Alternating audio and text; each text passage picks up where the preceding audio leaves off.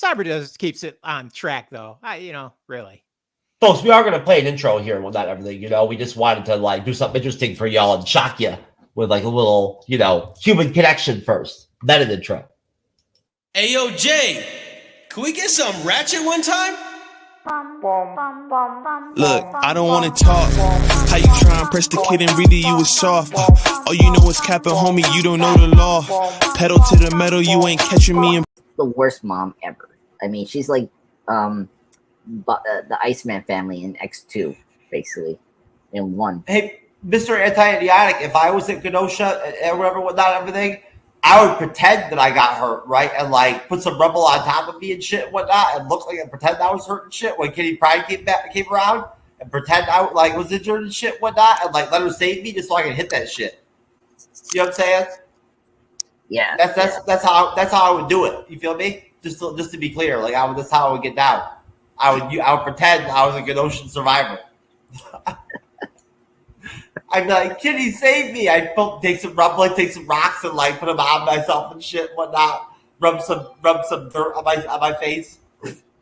And like yours are, and then you have to pretend you're a mutant, not a human, right? And so like, oh my god, what kind of power do you have? I'd be like, my mutant powers, I have an extremely tiny penis.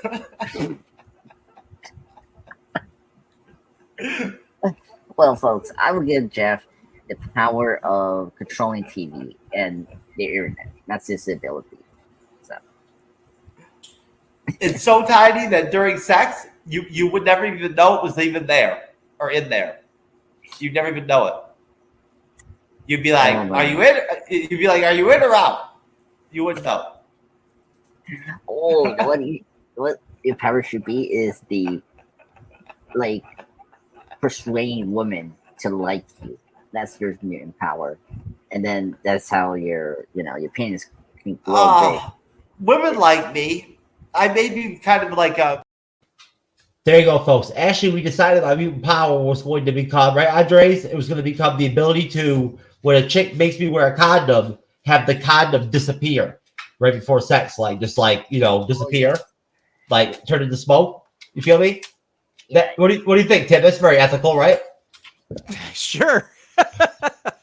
Tim, there you go, folks. Its metric word for it was called consam.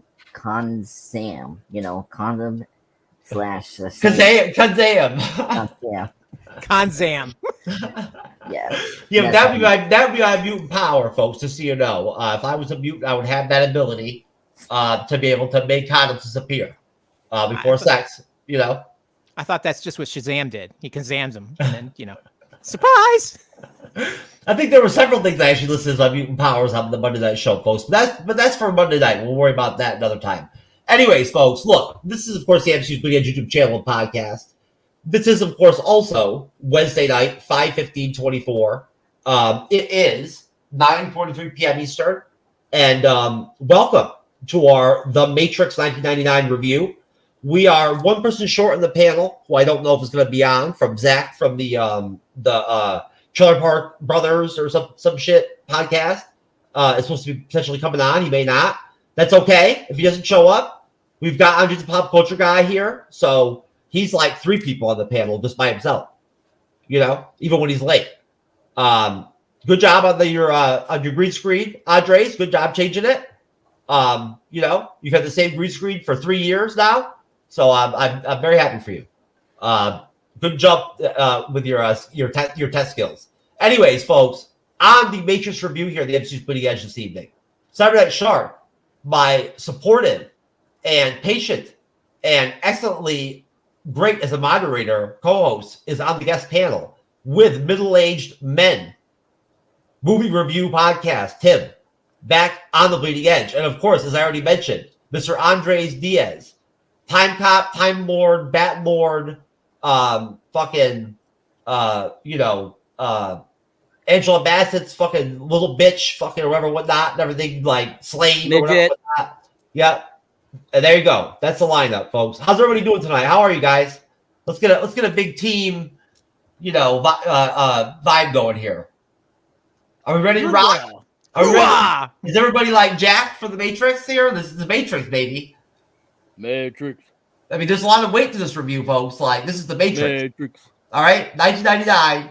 This movie like revolutionized like fucking like shit. Maybe I'm not saying it revolutionized film, but it brought a lot of new shit to the table in terms of what was going on with movies.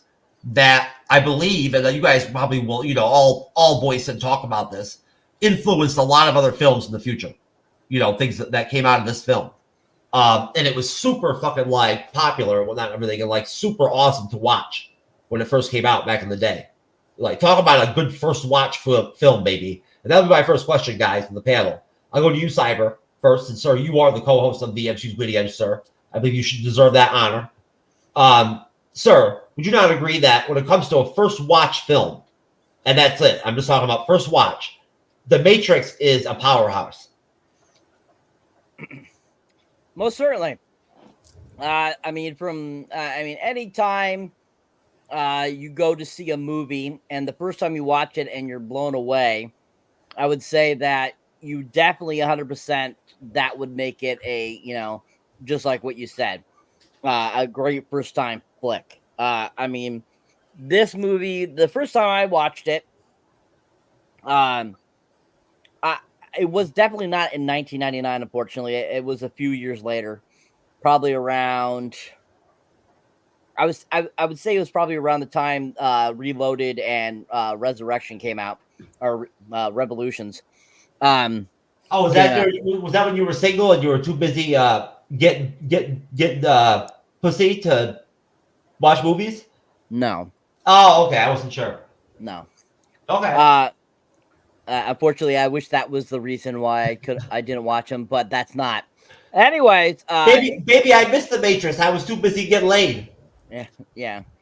Anyways, the first time I watched it, I remember just being blown away by it, especially by the visuals, because it was top-notch visuals for 1999. It really was kind of one of those first films that really delved deeply into using so much CGI as well. And it definitely was one of those films that, you know, the whole idea behind it was about being in the digital world. So this movie had to do a lot with digitalness. So that alone and how good quality it was, along with a great story and great cast, really would blow your mind watching this the first time. So yeah, highly one of those films that's blows your mind the first time you watch it. Tim, same question, sir. Yeah, this is a fantastic movie. This is one of the movies I call the what the hell am I watching movie, because you start this movie off and you're watching it and you have no idea what's really going on, and until they pull Neo out of the Matrix basically and into reality, then you start to get a grasp of what's really going on. You're just bewildered on what it's doing, and that's what I remember taking away the first time I seen it in the theater. It was just absolutely amazing. I love the way the story was. It just kept you trying to figure out what was going on, and then once you did, you're like, oh, this is what's going on. Okay, I get it. I'm in totally. Let's see where this rabbit hole goes. So it was awesome. I mean, the use of the new digital technology, the bullet time, all that kind of stuff, absolutely amazing, cutting edge for its time. It was so cool, and even little things that they thought about, like the different color contrasts as the scenes come up, and when you're in the Matrix, everything's a little green tinted. When you're in like the programs that Mouse creates, they got a yellow tint to them. So they even worked on levels like that you didn't even realize the first time you watch it. Later on, you start to see, the onion peel away, and you're like, oh, there's a whole nother layer. Oh, look, there's a whole nother layer. And you just keep going and finding with every viewing something new. So just amazing at so many levels. Okay, well, Wrath of Khan, aka Jassim, wants to know, is that actually Tim? I don't see his mouth moving. Yes, sir. Tim doesn't have a mouth, sir. Thanks for bringing that up. Tim had a serious accident where he lost his mouth. It fell off, and so he doesn't have a mouth anymore. So, this is a really sore subject for you to bring up. But anyways, folks, no, that's not true. It didn't actually happen. Bottom line, as I explained to Wrath of Khan, Tim is actually in the Matrix right now. Like deep diving the film to like really connect with the review. I'm just a pop culture guy, sir. Is The Matrix not a powerhouse first time watch film? Well, I mean, it's up to you guys. I mean, your No, opinion. I asked you, sir, not the other guys. Yeah. Well, I'm not talking to you, Jeff. Anyway, What? Oh God. yeah, you don't know you're in the Matrix, sir. Yeah, I do agree with that. I mean, this is 1989. This was the 90s. I think Star Wars for this generation, just like how Star Wars was back in 1977. And it's kind of ironic that we had Episode 1 releasing on 1999, the same year this movie came out. And the reason I say that is because I mean it did push the boundaries of the special effects so well. I mean, it has the great storytelling that you're familiar with. The hero's journey you see here with Neo,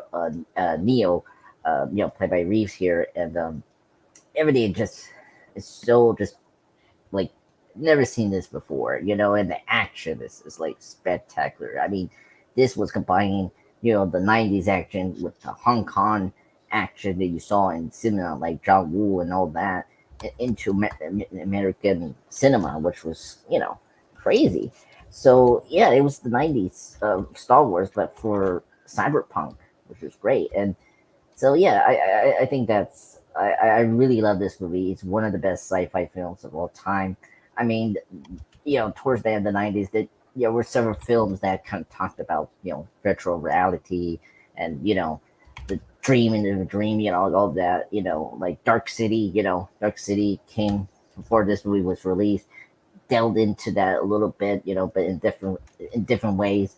Of course, Exception is kind of dealing with similar themes as well. So what the fuck does Inception have to do with the Matrix, bro? Well, I mean, it's dream in a dream, and they're in simulation. But it's just I'm sorry. There has to be at least one time during your first contribution where I have to ask you a question about what you're saying, because like, I mean, you go in a lot of different directions, and like I'm just thinking to myself, Inception and the Matrix really I would never normally group them together. Well, not in terms of storytelling, but like just the concept of being in a simulation or like in a dream. Basically is the same concept. It's just the different direction. No, it's not. In Inception, they're in an actual dream state, like world and shit, and whatnot, and everything. The Matrix is like a fucking is created by machines. But yes, but before we get the reveal of the machines, I mean, Neo was living in a dream, with the constant reference of Alice in Wonderland. So that's what I mean, comparing with this Inception. But they are very different movies. I'm not saying they're the same. It's just that they have just similar concept about in simulation, like someone in a dream state, but they diverge differently. That's what I'm trying to say here. I'm not saying they're the same. I got you. No, I get the connection. Yeah. So overall, great film. I'm very excited to talk about it. Yeah, no, I just wanted to ask you guys about the first watch part, just because I never really thought to ask a question like that before in the past. You're wondering, Rathacon, about Andres and Shaquille O'Neal in The Matrix offering the red pill. Sir, when Shaquille O'Neal was in The Matrix, he ate both the pills because he was hungry, so he just ate both of them. He was like, Shaq, hungry. No, I eat blue and red. I choose the Michael B. Jordan pill. Whatever, sir. Whatever that is. I don't know, sir. It's the green pill. It's the green pill.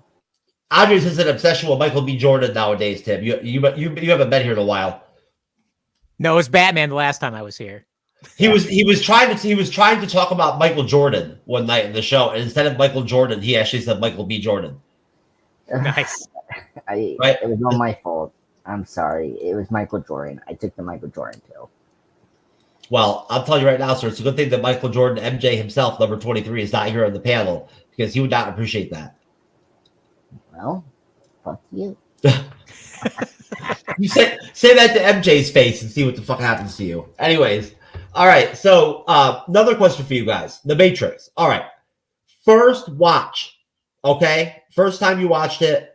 Thoughts on that first watch? When was it? And how many times have you seen the film all together? Going to you first, Tim. I seen it in the theater. So when it first came out, it was my first watch in the theater, an absolutely amazingly good time. Oh, good for you. And then I actually, the funny story with this is that my wife was against buying a DVD player. She thought the VHS was just fine, and she went and seen The Matrix with me. And as soon as the Matrix DVD came out, this is what allowed me to finally get a DVD player, because she's like, this movie, I understand, needs to be digitally seen on a screen. So happy days for me. And since then, I probably pull out about once a year, once every other year. I don't like to wear things out, so I like to kind of keep them, fresh each time I watch them. So it's about a once a year, once every other year showing for me. Okay. Sorry about the awkward silence. I was busy staring at Andrew, the pop culture guy, waiting for some kind of reaction from him from the comment I was putting up on him. Cyberneticshark, sir. Same question to you, sir. First watch, if you can nail it down, and then your full body count on the Matrix. First watch, like I said, was right before Reloaded and Revolutions came out. And so like 2003, it was probably the first time I watched it. I rented it from Blockbuster Video and took it home and watched it finally. And thoroughly enjoyed it, loved it, thought it was fantastic. That got me super excited to see the other two in 2003. And I was like, I can't wait to see these, because this one was so great. And it became one of my all-time favorite movies. Body count for watching it. Oh God. Let's see. In the 25 years since it came out, it's probably got to be at least, I would say at least 20 times I've watched it. So, yeah. So they say the 25 years is the new 5 years. Oh, is that what they're saying now? No, sir. Nobody said that until me just now, actually. Just to be clear. But no, that would actually make no sense, sir. Not logical. But no, that's awesome, sir. Honestly, I think everybody that's of our age group or whatnot, like everybody that's between the ages of I don't know, anyone who was a 90s kid or something like that, or like an early 2000s kid or whatever that saw the Matrix films has seen the first Matrix 20 times by now, right? Like it's inevitable. Because back then, everybody had cable, right? So we watched movies 20 times or 30 times if it was good. What about you, Andre? Same question, sir. Well, I was still young, so I didn't see it in theaters. So I usually saw it in cable, as you say, Jeff. I saw it so many times in TV. Oh, you were too young to go to the theater to see The Matrix, even though you were born in 1943? 1962. 63. I'm sorry, 1962. Yeah. I'm sorry, can't you time travel? It seems like you should be able to go back and see the theater anytime you want. I know. Doesn't that make it? It makes no sense. I know. It makes no damn sense at all. Okay, I was watching Fight Club in episode 1, and then that's it. I just jumped from another time. Anyway, yes, I seen The Matrix in 1999. In my other timeline, when I was young, I saw it in the cable, and I saw it so many times. I saw bits of the film. I didn't never see it full on, but I always remember the film. I know that. Oh, so you're that one guy that watched The Matrix and only watched little bits and pieces of it because you were too busy doing other shit? No, I was a kid, and I was a young, aspiring person, whatever you will take. So I remember, the setup, the trap, and I remember the ending, of course, Neo getting full on Super Saiyan, at Adrian Smith, so this was my full on watch of the entire film, from beginning to end, and it's still the movie I remember. So it wasn't, a big deal, but I still love the movie. I mean, it's paced so well. Andres was very busy at that point, training to learn how to watch three TVs and movies at the same time, while also experimenting with gay porn. So, that was during his gay porn period too. No, he was too busy learning how not to drool out of his mouth and walk. Oh my god. And what do you mean? And what do you mean? You were when you were young? You already are young, sir. I mean, secretly, I'm 62 years You're not old, sir. You're young. I'm like 69 years old right In now. the real world, not the Matrix world or like the fucking Angela Bassett world, you're not old. He just jumped 7 years in 5 seconds. What the fuck? My question is, if he's learning to watch multiple screens, is he really doing it to watch multiple movies, or is he watching so he can go, I have no blonde guy, brunette guy, redheaded guy? I've explained this many times. I can't grasp the concept of watching 2 or 3 movies at the same time like Andres does. I could not do it, but he does it somehow. So, like, honestly, Andres, that's actually a serious talent. Like, you should see if there's actually like some kind of like money you can make out of being able to, like, you should, talk to fucking Nielsen or everything, and tell him you can do that shit. America's Got Talent. It's got your name written all over it. Yeah. True. Anyway, and let me confirm the 3 movies. I saw Batman and Batman Returns, and then I jumped to seeing whatever movie I had to see to review the live stream. And then that was my last and third movie to watch. That's how I did it. I didn't watch like what was it, like fucking like Back to the Future Part 2, where the flight chairman had multiple TVs, and it wasn't like that. It was like one at a time, folks. It wasn't like I sold 3 movies at once. No. Andres, just so you know, I got to surprise you. I've been working on our Patreon, and one of our Patreon things is going to be that you're going to have to smoke a cigarette on a show once in a while. If a Patreon member pays a certain amount of money, you're going to have to smoke a cigarette. Well, I have asthma, so that's everyone on the team is going to have to sacrifice, sir, as a factor of Patreon, sir. We're all going to have to sacrifice and be willing to do some crazy shit here and there and whatnot, and do some different shit. Right, Cyber? That's how it has to be. Actually, I don't give a fuck about Patreon, so fuck that. How it has to be. Well, we're not drinking Patron, sir. I'm talking about Patreon. Patron is later after the show. No. I'll just move on. I'm done. I'm not going to make you smoke a cigarette. Shut up, motherfucker. Oh, Jesus Christ. As if I would actually do that to you. Anyways, no. I would only make you smoke a crack pipe, sir. Never a cigarette. But anyway, so The Matrix. All right, now, this is actually going to be really interesting and very amazing because it shocked me. The Matrix, believe it or not, was only made, its budget was $63 million. The box office off that $63 million was $467.2 in 1999, which is pretty fucking good, I'd say. That's essentially, as we've talked about before, I mean, you guys can tell me if I'm right, Cyber, Andres, whatever. We've talked about this before with these numbers. That's basically the same thing as in our money now, making the movie at $120 million and making close to $1 billion off of it, right? That's pretty solid numbers. So just to show you how successful The Matrix was, essentially the running time is 136 minutes. It was released in March 24th, 1999, so it came out in March. Distributed by Warner Brothers, who we're big fans of. Directed by the Wachowski brothers, who are now trans, I guess. Now they're actually the ladies Wachowski or some shit. I'm not sure, but that's here nor there. They're known as the Wachowski sisters now. Okay, there you go. I couldn't figure the word to use. The sisters now. Very, very interesting. Good for them. Very happy for them. Produced by Joel Silver. Starring Keanu Reeves, of course, whose beard I copied. I have a Keanu Reeves pussy beard. Thank you, Keanu. Laurence Fishburne, Carrie-Anne Moss, Hugo Weaving, who is fucking outstanding in the movie. Joe Pantoliano. Bill Pope is a cinematographer, and the score and music is done by Don Davis. Basically, the movie is considered a science fiction action film, which I think is apt. And it is the first installment in the Matrix film series, of which we were going to be reviewing Matrix 2, 3, and 4. Now, I've never seen 4, so when we do that, that will be my first watch.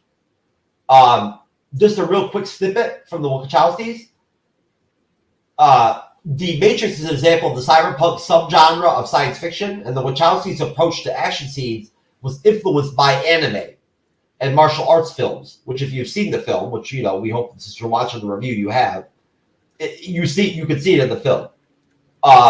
Particularly fight choreographers and wire fu techniques from Hong Kong action cinema, which is where you get a lot of the you know, walking on the walls type, you know, moves and whatnot, everything that some of the characters do. And then, of course, also in the famous, you know, dojo scene.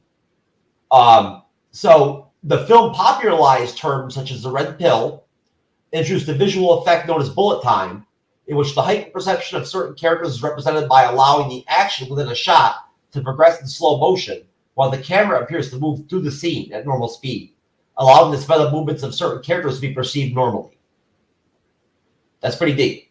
So, of course, the film's success did lead to 2 feature film sequels, and then I guess what was it, last year, I think, they dropped Matrix 4. So the film came out in 1999. It's a 90s film. In terms of the intro of The Matrix, how we start off with The Matrix, the plot, at an abandoned hotel, a police squad corners Trinity, who we don't know is Trinity yet, who overpowers them with superhuman abilities. She flees, pursued by the police and a group of suited agents capable of similar superhuman feats. She answers a ringing public telephone and vanishes. Now, I'll stop there before we even go to Neo. Questions, thoughts, I'm just pop culture guy, on that intro scene with the agents, right? And, you know, and with Trinity. So the opening, I mean, first off, we got, you know, the proper, you know, the coding that is very familiar with the franchise, with the green, and we see the title, you know, The Matrix, very cool, and the music by, you know, John Davis is spectacular in the film, and right away it hooks you right there, and then you don't know what's going on, and so, you know, we get our introduction to Trinity, you know, played by Carrie-Anne Moss, a great actress. If you haven't seen her work, like Jessica Jones and Memento, that was going to come out the year after this movie, and you don't know. And then of course we get the introduction of Mr. You know, Agent Smith, you know, played by Hugo Weaving, and well, anyway, I mean, great villain by, you know, Hugo Weaving playing Agent Smith, and has that intimidation and like very robotic kind of performance that you can tell they're very different. And so, yeah, and right off the bat, you know, we brought up the kind of anime / Hong Kong, like, you know, fights. Right away, you know, Trinity does these like anime style of like crazy Super Saiyan kind of like skills, which you only see that in anime or Hong Kong films, and see that right there in a very American film. It's really cool. And I mean, the way she beats up those cops were just so spectacular. Great chase sequence. When, you know, the one agent, you know, is going to chase her, and then her chasing to the phone to like get out. You know, we don't know at this point, like, are we in a simulation? Like, what's going on? Where she's going? You know, another place, or, you know, location, because we don't know yet the Matrix yet. And so, yeah, a lot of questions, and then we get the setup of, you know, this person, you know, Nero, and like that's the person that they're looking for, you know, Morbius and Trinity. So all that pack in one, that first sequence, it's so spectacular, so paced so well, great action, and great, you know, explanation and details that we need to know going into the next scene, seeing, you know, Nero, of course, played by Reeves. So very fantastic beginning sequence to hook you for this film, and I never like lost that after this sequence. Like, you're still hooked after that sequence. So very spectacular sequence, and I'm very excited to hear what you guys thought about that. Well, I already lost everything you said, sir. So, well, great job, good contribution, sir. I was kidding. Wonderful. Whatever, sir. Every time you say "fuck you," it's just like it's like Coming to America, baby. To me, it's almost like you're saying "I love you." Yes, fuck you too. Anyways, middle-aged Tim, sir. Sir. I apologize. I didn't mean to cut you off. What were you going to say? I was gonna say, I love the beginning of this film. I mean, I love this scene in particular. I mean, this is the hook. It's like a hook in music. It gets you and makes you want to have more. And It's like that. It's like that first crack hit, baby.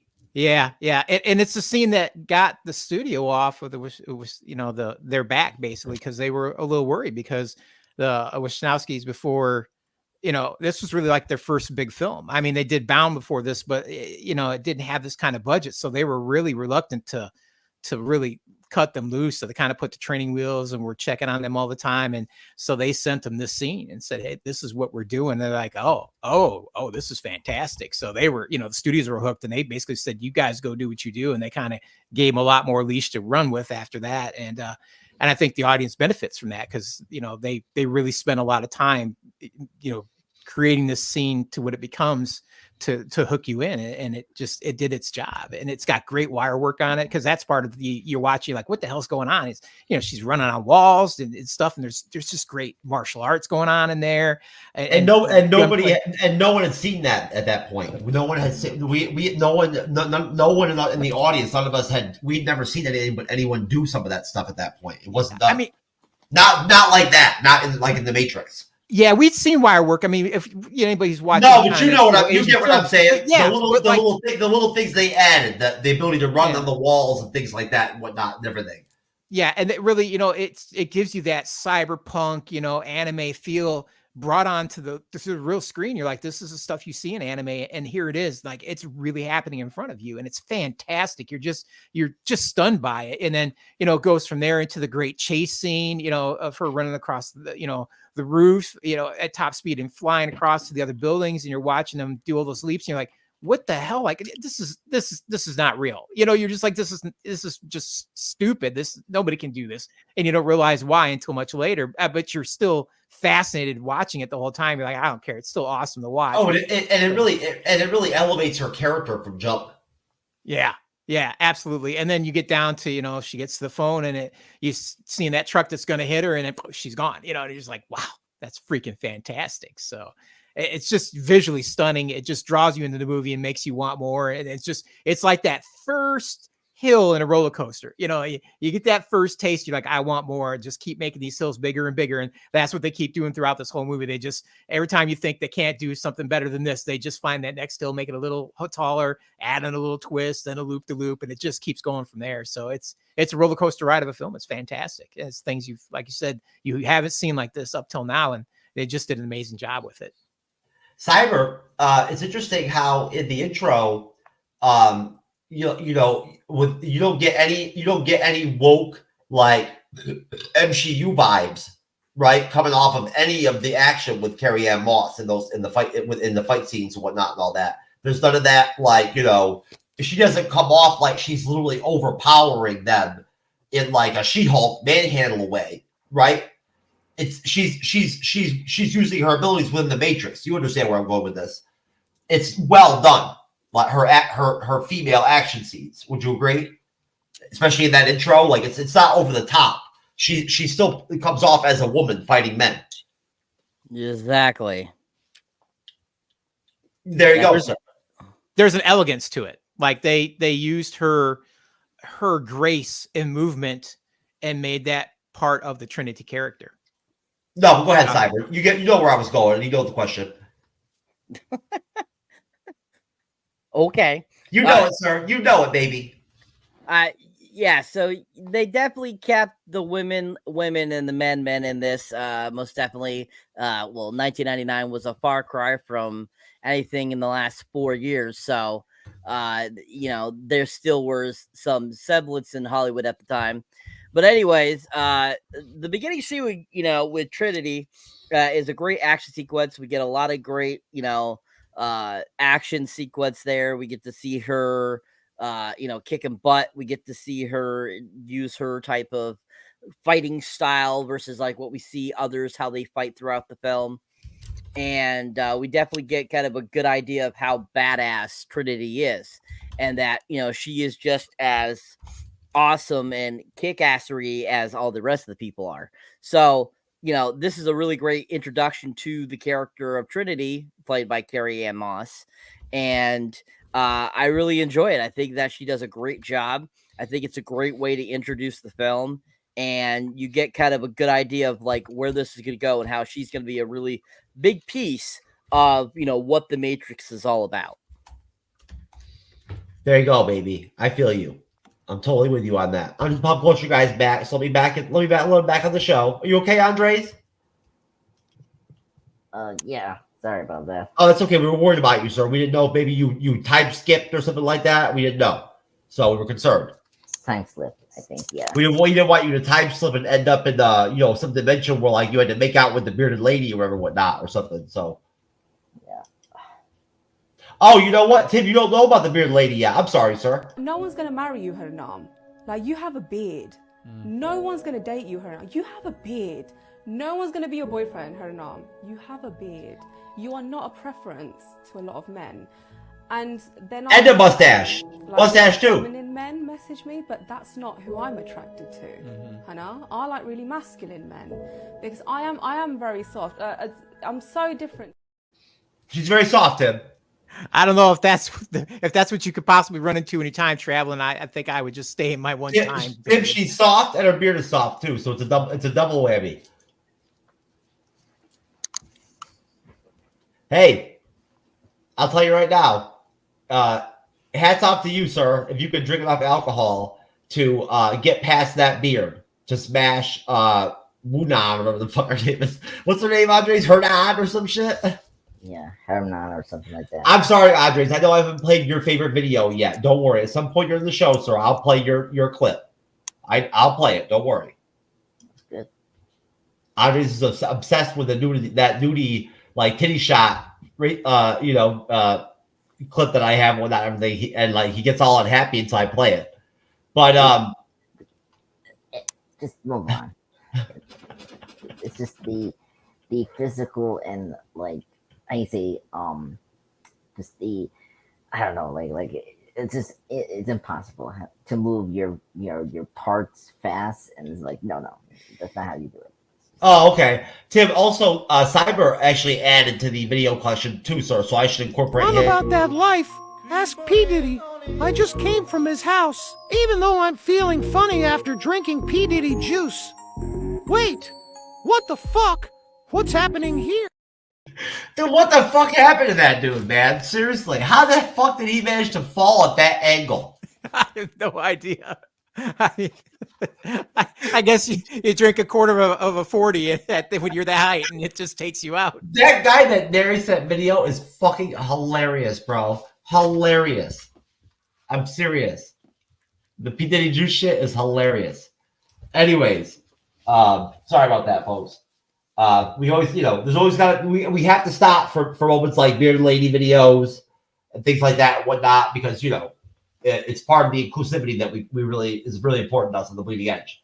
So we move on from the opening scene to computer programmer Thomas Anderson, Keanu Reeves' character, known by his hacking alias Neo, is puzzled by repeated online encounters with the phrase "the Matrix." Trinity contacts him and tells him a man named Morpheus has the answers Neo seeks. A team of agents and police led by Agent Smith from the intro scene arrives at Neo's workplace in search of him. Though Morpheus attempts to guide Neo to safety, Neo surrenders rather than risk a dangerous escape. The agents offer to erase Neo's criminal record in exchange for his help with locating Morpheus, who they claim is a terrorist. When Neo refuses to cooperate, they fuse his mouth shut, pin him down, and implant a robotic bug in his abdomen. Neo wakes up from what he believes to be a nightmare.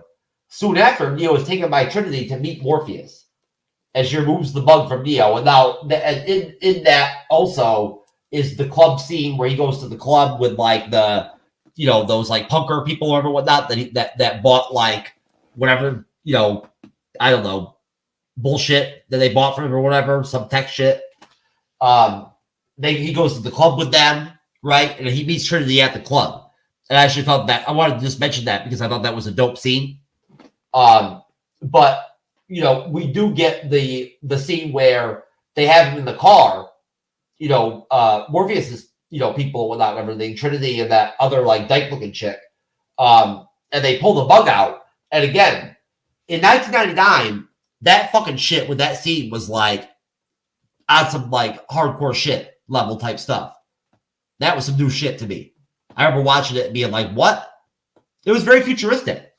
So coming off of the bug removal from Neo, they actually, bring Neo to Morpheus. Morpheus offers Neo a choice between two pills. A red to reveal the truth about the Matrix, or blue to make out with a bearded lady.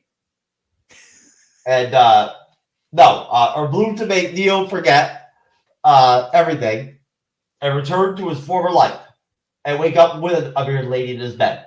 Neo takes the red pill, and his reality begins to distort, awakening a liquid-filled pod among countless other pods containing other humans. He is then brought aboard Morpheus' flying ship, the Nebuchadnezzar, and as Neo recuperates from the lifetime of physical activity in the pod, Morpheus explains the situation. In the early 21st century, a war broke out between humanity and intelligent machines, a trope we've seen in several different other films. After humans blocked the machines' access to solar energy, the machines responded by enslaving humankind and harvesting their bioelectric power, while keeping their minds pacified in the Matrix, a shared simulated reality model of the world as it was in 1999. In the years following, the remaining free humans took refuge in the underground city of Zion. Now, we do get introduced to Morpheus's crew of rebels, who hack into the Matrix to unplug, as they did with Neo, enslaved humans and recruit them, for the resistance. Their understanding of the Matrix's simulated nature allows them to bend its physical laws, which is why they're able to have these Trinity and Morpheus, and they're able to do the things the agents can in the Matrix and do things that are somewhat superpower-like or supernatural. Morpheus warns Neo that death through the Matrix kills the physical body too. It explains that the agents are sentient programs and eliminate threats to the system, while machines called Sentinels eliminate rebels in the real world. Now, I'll stop there before we get into Neo's training. I'll go to you first, Tim.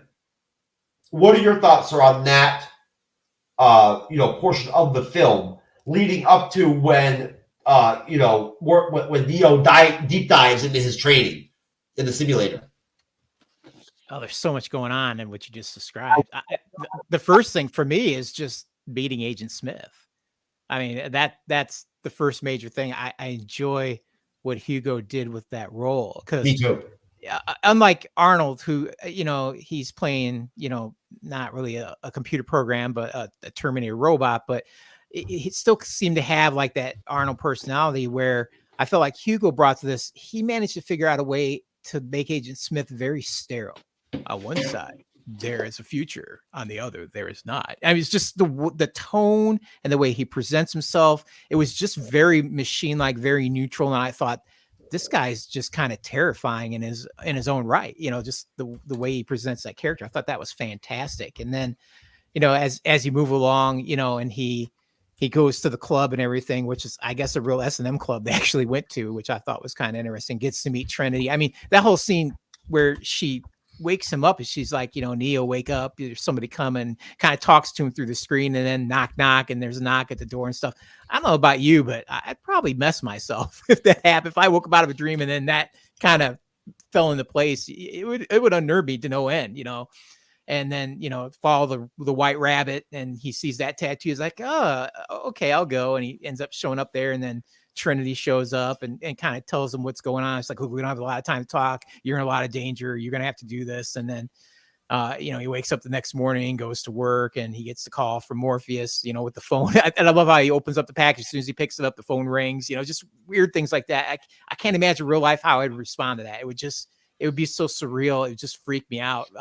It would surprise. I probably would like it. I find it very interesting. Me, I'm fucking crazy. So I'd be like, hey, what's up, brah? I think everybody would say that, but I think if it was really happening, I mean, if you really think about it, if it's really happening to you, that's gonna freak you the fuck out. I mean, it was just like, what the hell, And then he's like, okay, take a right, take a left, go across here, go down the hall. And he's like, now go out this window, walk along the building, get on that scaffolding. I'd be just like, I'd be, oh, hell no, I'm not doing that. Just take me in, So I probably would have followed that as well.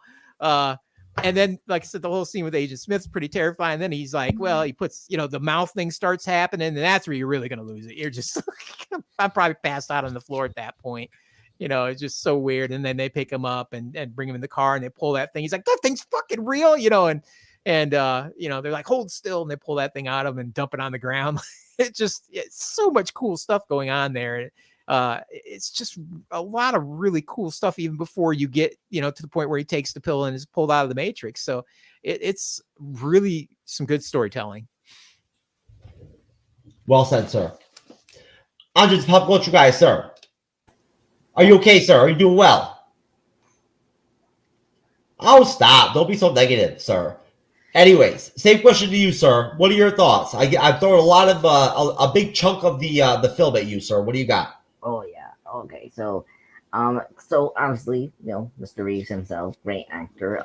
I mean, I don't know if you guys heard initially, the role for Neo was supposed to be Will Smith, and I cannot never imagine someone else besides Reeves playing this character. I mean, he just is Nero for this trilogy, with this franchise we have to talk about, but the next three sequels. He just embodies this like very worldly kind of person that he's trying to find purpose in life and all that, and a very good hacker. He seems like a legit hacker.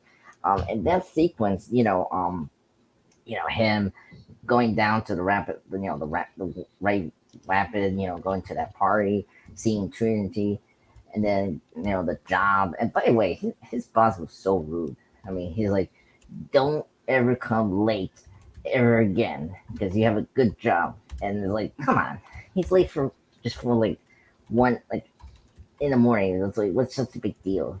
He's definitely a machine. So I hope he died in the next sequels. But anyway, that's not the point there. Yeah, it was very funny when Morbius was kind of like guiding him to like escape, and he has to go over the windows to go to, I don't know what you call that, like the scaffolding thing, and right after that he's like, nope, he just surrender and just get arrested. And man, I don't remember much about the interrogation. When I finally saw this in this, I was shocked with the mouth closing. That was so creepy. This movie has so many like body horror in some moments, which is crazy for a sci-fi like action film. So, and then the bug going into his like stomach, it's just like, oh man.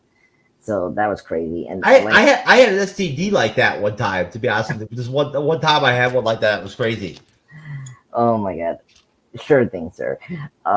So that was very intense. And I do agree with Tim, like the cinematography here by Bill Pope is really fantastic. We haven't brought up the cinematography here. He adds so many of the colors of the the famous green and blue, this kind of like very muted colors, and you can tell the difference between these areas, and it's like where we're at, and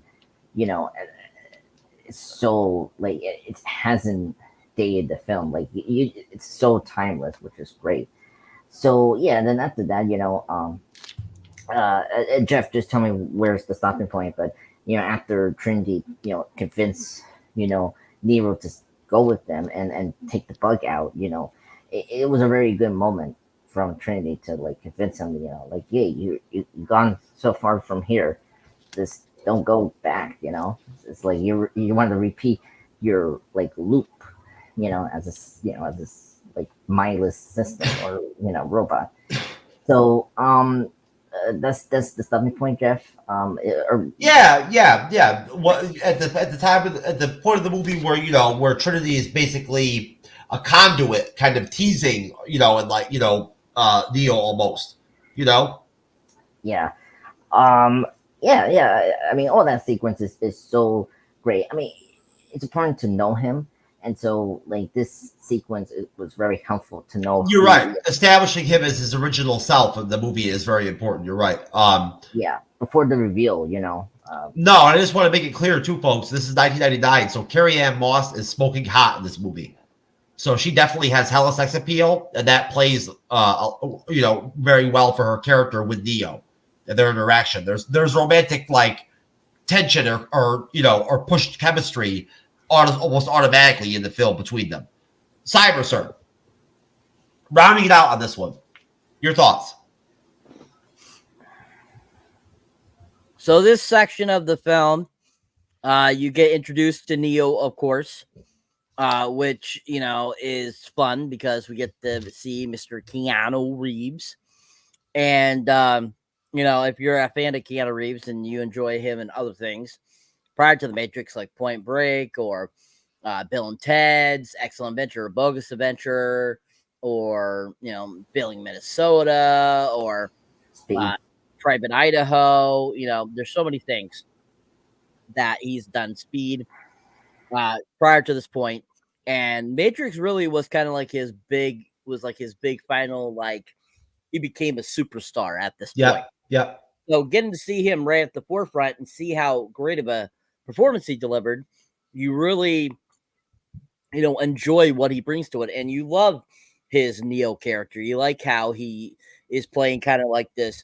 He still thinks he's this average normal guy, and that he's not in this simulation, but he has that feeling that something is amiss and isn't properly going right. So you get that great scene where he goes to the party, and basically gets introduced to Trinity. We get that really great scene where it pans and shows the ones. I don't know if it's a dude or a guy, but his ass is getting rubbed or something. That was pretty funny.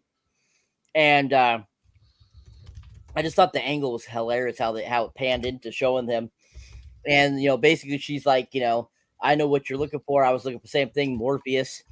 And basically, it goes to the next day and he's at work. He's late.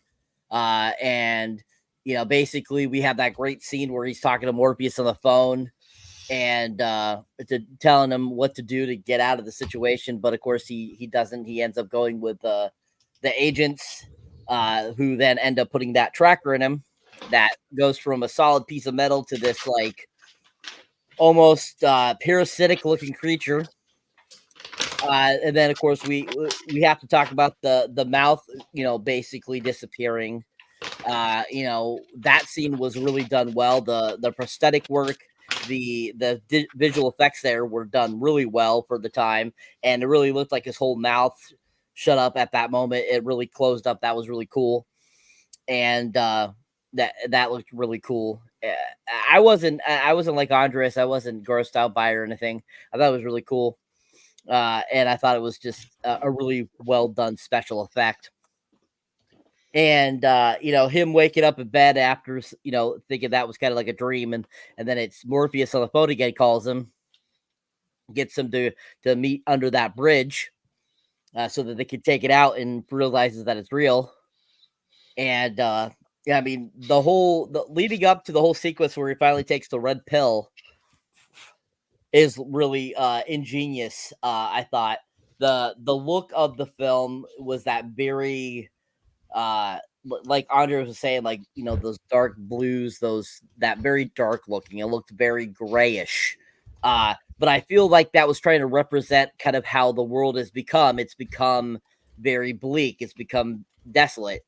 And so I think even in the Matrix, even though, it's supposed to be shiny and blue and beautiful and make people in their own little la-la land, the machines that have created the Matrix are still projecting what reality is a little bit. So you still got those mix of two worlds there. And I think that's kind of why they went with that palette for the film. And I think it worked really well.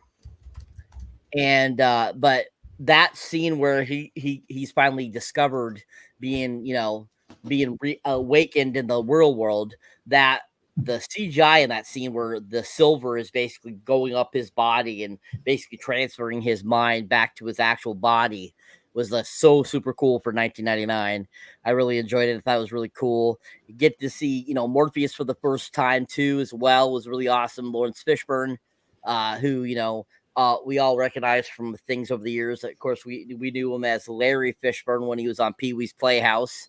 And he went on to do so many great films. He was in Event Horizon, a couple years prior to this. He was, just a great actor. And so it's always funny watching this and how in shape he was at the time too. A lot of people don't realize he was 38 when he filmed this film. Wow. So, I mean, he looked really good for 38. He looked good. He did. For a 40-year-old man. And it was kind of funny that how rewatching it just, tonight, actually, I was like, holy crap, I forgot how thin he was in this and how buff he was. I was like, damn. I'm like, what happened to that Larry Fishburne? I want to see that again. I want to see him fighting buff like that. But anyways, so that scene is really incredible. We get to actually see what the real world looks like, that the whole world is being powered by human bodies, all those bolts and stuff like that the tubes are all sticking into and stuff like that to create the electricity for the human body, which is really cool. I thought the special effects in that was really done well, and the makeup effects too as well. I think they did a really good job making that look pretty realistic. But then, pulling him in prior to the actual training, I thought like that whole sequence was really interesting, watching them like rebuild his muscles and all that kind of stuff. Just really well done. And just, I thought that the Wachowskis did a great job with great storytelling there, and really emphasizing certain points. Like I don't know if you noticed, but a lot of the pan shots, if you ever noticed, they show a lot of like full body shots in this film. And I think that's kind of one of those really great, camera techniques so that you get a full picture of what's going on. And I like that about this film. I like that they make sure you see all what's going around. And of course, we get introduced to Dozer and of course Tank, and who I absolutely love Tank. I think he was one of my favorite characters beside Agent Smith in this film, and he's just really awesome. And Hugo Weaving, who plays Agent Smith, I have to go to the comments here, Mr. Jeff, you mentioning how you think Hugo Weaving was probably the best actor in the film. I have to agree, because the type of emotion he had to show and throughout this whole entire film, even in just that sequence we got to see him in when, he's interrogating Mr. Anderson and putting that tail on him. He was just like, so it was supposed to be very deadpan, but at the same time, Hugo did such a great job of making it more than just deadpan. He created this deadpan that was all encompassing all the emotions, and I loved it. And I thought Hugo did a great job of bringing that to life. But this whole section of the film leading up to Neo's training, really enjoyable. Lots of great action, lots of great information, and lots of great special effects. To add on to what you're talking about too, is I think, let me pose this question to you, Cyber. So Hugo's pretty, like I said, he's pretty monotone. He definitely seems like a computer program through it. But when he's doing that interrogation of Morpheus, do you feel like maybe his code's getting a little corrupted? Because he starts to show a little emotion there. He's like, takes that earpiece out and he's like, let me tell you what I'm thinking. And then it's like, you guys are like a disease. And he starts rubbing on his head and he's like, smell it. You guys, you're just disgusting. So I feel like maybe his code is starting to break down a little there. He's starting to lose it. I just want to highlight real quick that is Tim actually doing a really great job going farther in the film, but doing it the right way. Thank you, Tim. It's a good way to connect. This isn't to do with you, Andres. So do you have to flip me off? I'm talking about Tim. You did that's a great use, Tim, of moving forward into the plot of the film and whatnot. Can't they get to the earlier part, but not overdoing it? You know what I'm saying? So great job, sir. I would slap your hand, sir, if I could. So anyways, the green code that runs down the screen, or the green tint in all the scenes within the Matrix, is meant to make it feel like watching the movie through a computer monitor. Just to be clear, we talked about the green, you know, Audrey, you mentioned the green, the blues and all that and whatnot. That's what it's about, right? The colors could also be interpreted as a reference to older computer monitors that displayed monitors green text. The monotone color grade may reference the monotony of life in a prison, which makes sense, right? And I love how The Matrix, the whole film is all shot and it unfolds within the ACER, the Matrix in the city of the Matrix, which they never tell you the name of it, but it's the city in the Matrix, right? And you don't even see very much of it. You just see like, you know, little bits and pieces of it. And that's it. That's the movie. Like that they don't go anywhere. You know, it's a very contained film. You know, like, oh, and you also see like, you know, Neo in the power lab and shit and whatnot and all that too. You do see some of that stuff. In the other Matrix films, there's more movement. You see them, you know, do other stuff. They go to Zion and all that shit and whatnot and everything, you know, like there's a little bit more stuff going on with that. Yeah, I know, Andre, it's been 30 years, sir. It's crazy. Keanu Reeves looks young as fuck in The Matrix. I'm talking about The Crow, not The Matrix, sir. Oh, The Crow? I'm sorry, yeah, sir. Yeah. The Matrix is only 25 years old, sir. Okay, sir. I apologize. I got it confused. The Crow is a really good movie. Yeah, that's great movie. Yeah, The Crow is really good. I'm looking forward to reviewing it. All right, so basically, I'm going to go ahead right now. And what do you guys want first? Do you want a clip from the film, or do you want the trailer? Whatever you want, sir. Okay, I'll pick them. I was trying to be more, you know, democratic about the shit, but no problem. Have you ever had a dream, Neo, that you were so sure was real? What if you were unable to wake from that dream?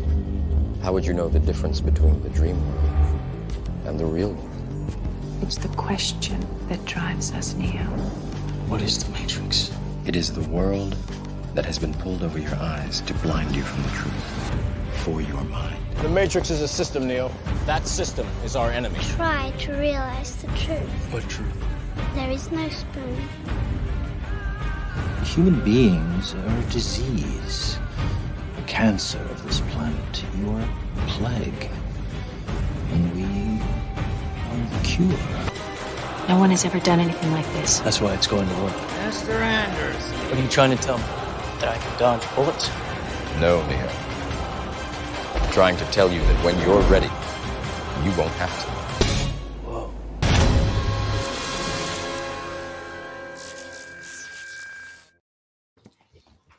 That's right, baby. Whoa.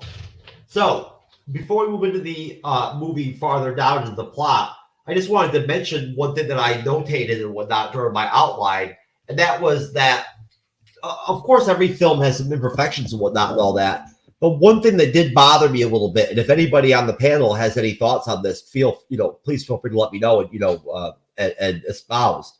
But there's a lot of moments in the film where, especially with Trinity and Neo, for instance, to use as an example, there's like awkward pauses that like are silly. They're contrived. They're plot points and whatnot, everything, right? Where like,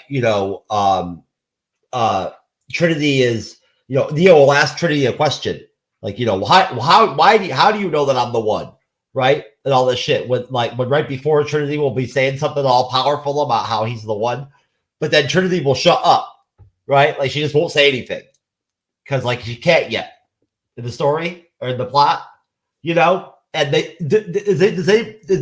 the only person that notices that there's a couple of moments like that in the film where there's some spots where like the story isn't caught up enough yet, so they have some certain scenes between especially certain characters where there's just these kind of like awkward silences in dialogue as we're waiting for things to kind of evolve.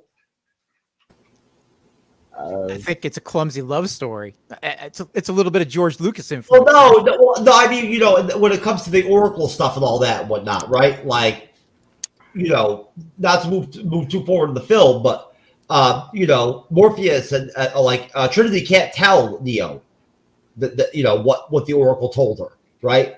Or doesn't want to.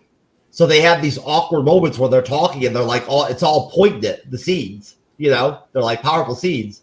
And all of a sudden she'll just stop. She won't answer Neo when he asks like a basic question. How do you know I'm the one? And she'll just be like, oh dear. It happens. I'm sorry. Anyways, bottom line. Obviously, folks, nobody's feeling me on this one. No. I see what you're saying, Jeff. That's part of the storytelling of Nero's drawing. Like, there is a question: is he? You notice it more later on in the film when the scenes are more poignant because Nero. You mean Neo? Neo. Sorry. No, Nero. Sorry. Andres calls him Nero. Yeah. My bad. No. I get what you're saying, Jeff. I think it is supposed to be awkward, it's supposed to be mystery, foremost, because it's the payoff. That's the point of storytelling. You're paying off this thing that we don't know yet, and when we get to it, it's a big reveal. Well, not a big reveal, like a big, relief and payoff of the setup that they did for Trinity and Reeves' character in the film. So it is awkward, but it's mostly a very awkward / mystery of what's going on. Kind of like that reveal I got. Have we forgotten he's a fucking computer nerd too? Hello. I'm Keanu Reeves, baby. Point Break, bitch. Did you ever see Point Break? What do you expect from me? Anyways, no. So we move on further into the film, right? And that's what Neo, as he's recuperated now, like Nebuchadnezzar from all his time, in the tank or whatever. He learns about the Matrix and that he can go and sit in the chair or get plugged in, and he starts training and going to the simulations and whatnot and everything, right? And essentially, goes in and goes crazy and starts killing it and whatnot and everything. And, basically Neo's prowess during virtual training cements Morpheus' belief that Neo is the one, which is, that whole angle is interesting during the film. It's a great part of the story. Morpheus' belief in this concept that he's the one. And you're seeing all the other crew members and whatnot and everything, watching him and whatnot and everything, and seeing, Neo, learning faster than anybody else normally would. The one, of course, is a human prophesized to free humankind. So, the group, the rebellion enters the Matrix to visit the Oracle, a prophet-like program who predicted that the one would emerge. She implies to Neo that he is not the one and warns that he will have to choose between Morpheus' life and his own. Before they can leave the Matrix, agents and police ambush the group, tipped off by Cypher, that douchebag, motherfucker, a disgruntled crew member who has betrayed Morpheus in exchange for a deal to be plugged back into the Matrix to live a comfortable life. That steak that he eats in the restaurant looked really good. So, essentially, to buy time for the others, Morpheus takes on Smith. Great fight scene when he fights Smith, even though he kind of gets his ass beat. And he gets captured after Smith finishes him and whatnot. Cypher exits the Matrix and murders the other crew members out of Nebuchadnezzar as they lie unconscious. He unplugs them, right? And we get a great scene where he's on the phone with Trinity, questioning her, about Neo being the one as he's pulling the plug, and Trinity's still yes, I believe in him. Before Cypher can kill Neo and Trinity, Tank regains consciousness and kills him, lights him up before pulling Neo and Trinity from the Matrix through the phone. The agents interrogate Morpheus to learn his access codes to the mainframe computer in Zion, which would allow them to destroy it with their sentinels or whatever they're called. Neo resolves to return to the Matrix, to rescue Morpheus after initially Tank wants them to pull the plug on him, and they're about to. They're at the precipice. But Neo mans up and he's I just know I can do it, baby. Or some shit, basically, right? some classic Keanu Reeves Neo dialogue or something along those lines. He's like, I just know. I'm not the one, but I just know I can do it. And, he's going to go back and save Morpheus. Trinity puts him in his place and shit, is like, I'm going too, motherfucker. I outrank you. But of course, the Oracle did prophesize that Neo would have to choose between Morpheus's life and his. So, Trinity insists on accompanying him. We get the really cool "we need guns" scene, a la Commando-esque type scene, whatever, from that trailer. That is awesome with all the guns. I love guns.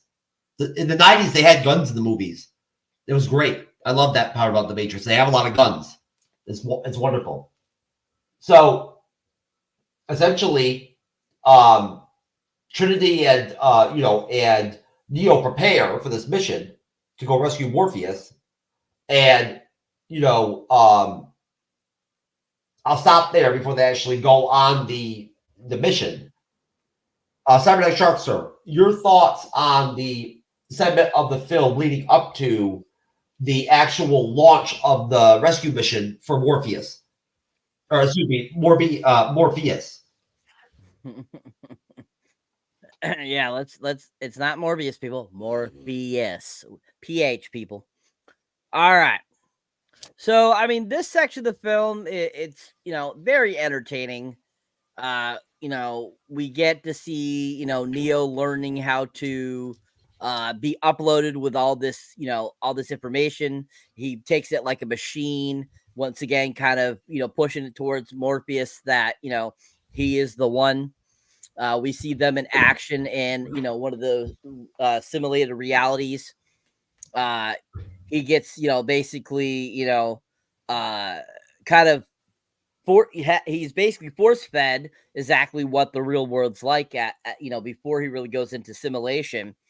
And he has kind of a hard time with it at first before he really gets into learning stuff. But as he learns stuff, he's showing signs that he is the one. Morpheus sees it because he's a lot faster than a lot of people. All of them are watching on the screens, watching them fight, and even Mouse, is noticing like how fast he is and stuff like that.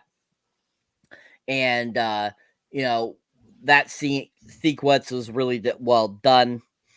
From there, we more training goes on. We get the Lady in Red sequence, where Neo thinks they're actually in the Matrix, but they're not. Teaches them about the agents, a little bit, stuff like that. Which I thought, was very visually cool looking. And I thought they did a really good job there. Especially when they're doing like scenes where they're pausing stuff. I thought that was really done well, that they integrated it very well, and it looked like it was actually a part of like a simulation and stuff like that, which I thought was really cool.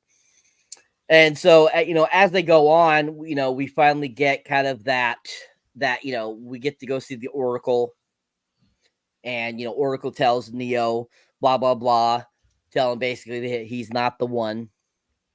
And, he's, seems like he's kind of, he looks kind of like he's relieved, but at the same time, he's like kind of disappointed at the same time. And you're kind of like, well, he's got to do what I got to do. You know what I mean? And, even Morpheus comes in after he's done with the Oracle. He's like, what she said to you is between you and her.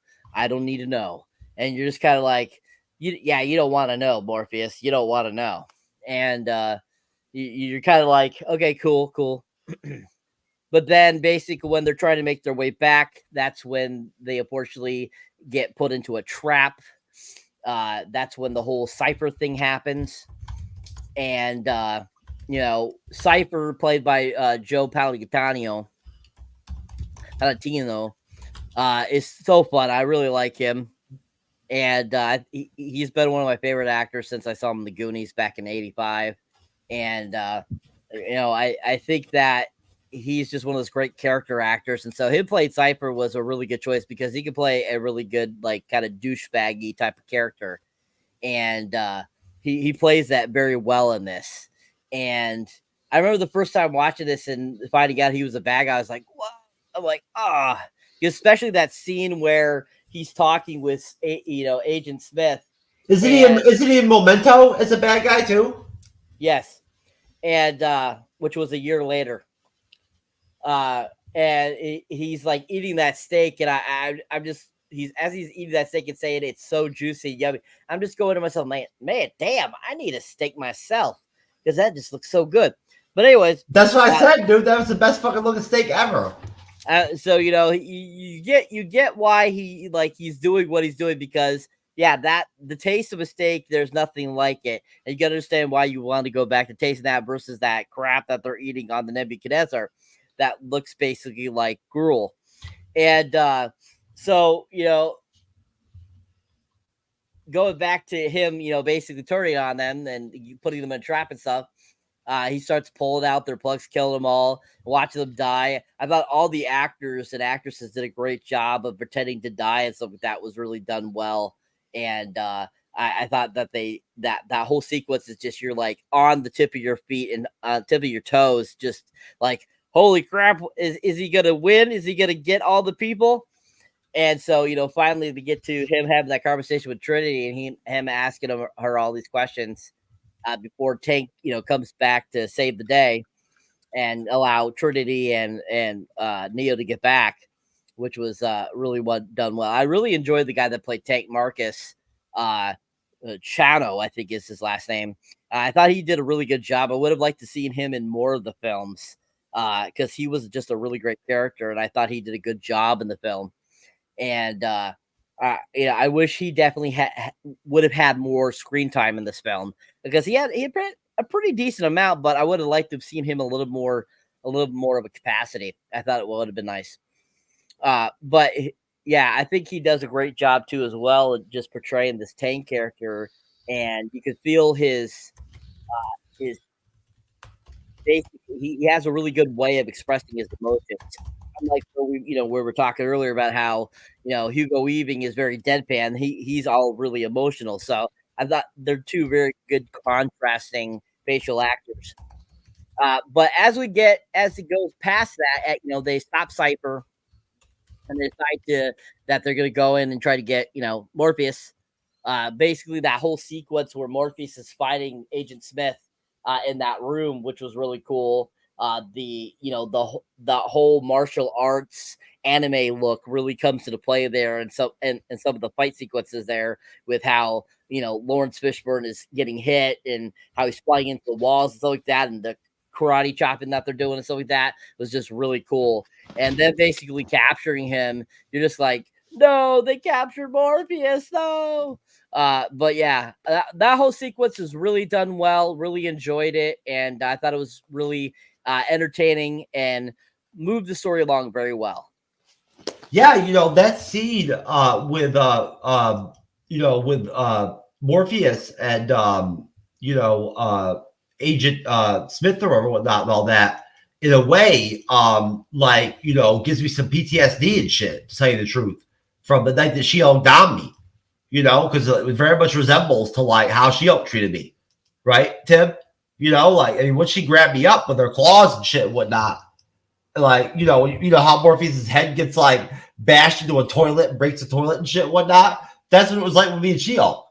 Jeff, just find your happy place. Go to your happy place. Don't keep thinking about this. You're just going to keep beating yourself up. It's very violent, sir. Anyways, I'm just a pop culture guy, sir. I would let Tim go last on this one. What are your thoughts on this chunk of the film, sir? Spectacular. Great. Scenes, moments, and the acting is all splendid here. First off, we haven't brought up the complexity of this film. This film really balanced the very, sci-fi kind of, jargon mixed with, the action. That's one of the things, not jumping to the sequels is one of the big issues with the sequels. They didn't handle, the sci-fi like themes and with the action. This really balances so well. Like the way they explain the Matrix to us is so creative and so visually understood. than most films trying to explain the universe they're showing us, you know. And I think that's one of the things that's really great about this first film is like they hook you into what the Matrix is in this film and what is the stakes and all that, and it's really incredible. Um, yeah, like when you know, of course, Mr. Edison comes out from that pod, it's so creepy and so dystopian future. And I was like, I wasn't expecting that when I first saw it when I was a young kid. And that moment I was like, oh wow. And the production sign here, jumping from the Matrix and then the real world, it's really great. I mean, the production sign just shows you the dystopian future and then the Matrix side of the city. It's so like very lived in. And yeah, and then seeing all the anime and like manga like influences kind of kick in. Like this is very much what a Ghost in the Shell kind of movie should have been, like especially how they connect to the Matrix is very much from the Ghost in the Shell. If you haven't seen that anime, um, yeah, like all that is really cool. If you're a big fan of those, like from Hong Kong, the anime and stuff like that. Yeah, and especially performance wise, yeah, I really like Tank. Tank is a really great character. I wish he was in the sequels. Apparently there was some legal issue that was going on with him and Warner Brothers. But yeah, very sad that he didn't return with the sequels. Yeah, Joe Cypher, the actor that plays him, he's one of the best actors. I mean, if you haven't seen Bad Boys, the film's franchise, or Bound, and of course Memento, as Jeff has brought up before, he's a really great character actor, and he makes the portrayal so so frustrating. Like I get he wants to go back because it's so bad in the real world, so I get why he wants to come back. But yeah, and I do agree with Cyber. That is a good steak. Definitely to get steak tomorrow for lunch. Yeah, and then the trap was really great. Like, I mean, first off, I mean, the way they set up the trap was really cool. I never noticed in this rewatch that Cypher drops the phone in the trash to let Smith and all the agents to set up the trap very soon before they come back from the article. And speaking the sequence the article great character. They do the kind of Yoda subverting the expectations, and she said that's not what you're expecting. And really great actress. It was great that she came back for the sequel, but not the third one. She passed away before that film was going to enter production. It was sad, but very fascinating character. Very intrigued. And then of course the kid that was in our house was very like what was the Japanese film Ikea? One of the kids bending the spoons, all that like remind me of that from the anime. And so yeah, and then when they jump the trap, it's all action packed. I mean, the fight between Smith and Fishburne is so spectacular. I mean, like just hand to hand, the comeback, it's just so great. And the way Smith defeats him is so brutal. Yeah, I was very sad that he get captured, and thousands of guards like beat him up like with the sticks. It's like, oh my god. But yeah, so I was very sad that trap happened, and then of course the crew getting killed one by one was very brutal, especially Tank's brother getting killed, which was kind of sad. So, but yeah, overall great.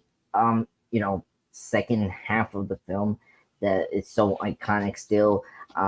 It hooks you. What is the Matrix? Why they're fighting with the machine? Everything is iconic from this point on. So I'm very excited to talk about the third act. Because the third act is amazing still. Tim, do you still remember what part of the movie we're talking about?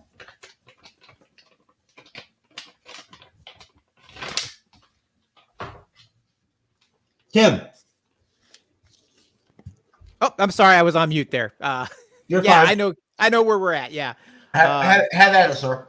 So I found watching it this time, I picked up a lot of things, or I remembered other details, because I'm really looking for things that are out of the ordinary. And I enjoyed the training programs. I enjoyed those a lot. I wish somebody could jack something in the back of my head and I could learn that way, because that would be awesome, because it takes me forever to read books and stuff to learn things.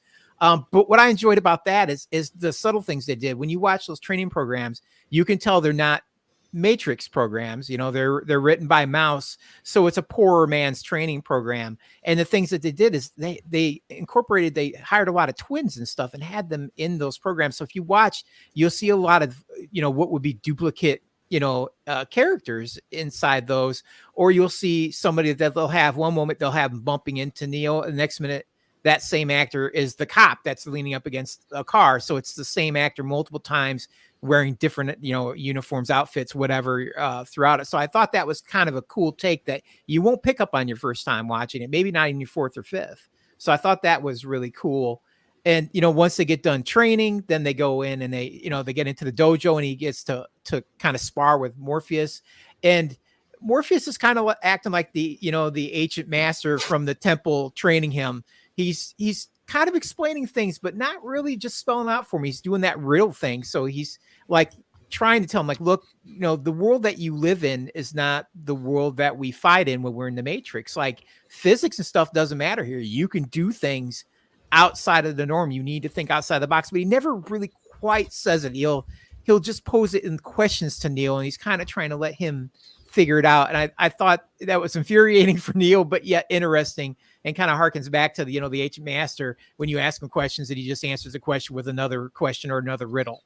And then you get to Cypher sitting, and having his meeting with Agent Smith, asking him to give up Morpheus. And the thing that took, really kind of struck me in that was the whole conversation going back to Mouse going, chicken, how do they know what chicken tastes like? And I'm watching him enjoy that steak, and I'm like, well, how does he really know doesn't taste like chicken? I don't know why that was the focal point for me at that point, but it really kind of like circled back and brought that whole conversation in. Like, wow, how do they know what food tastes like? If everything tastes like chicken, because they only know what chicken tastes like. So that, you guys are really fixated. I'm like, I need to go have a steak, and I'm just like, I wonder if that steak tastes like chicken. But I really found that kind of fascinating. It kind of brought that back in for me. And then they go to see the Oracle. And it's kind of what you expect, as far as moving the story along. She's going to tell him you're not the one, and stuff. And Neo's kind of like, I'm not sure you're exactly right in that. But I think the pivotal thing during the Oracle scene is not his conversation with the Oracle. It's when he's in the waiting room and he talks to that little boy who's bending the spoons. And he's like, go ahead and try it. But he's like, but you can't bend the spoon. That's impossible.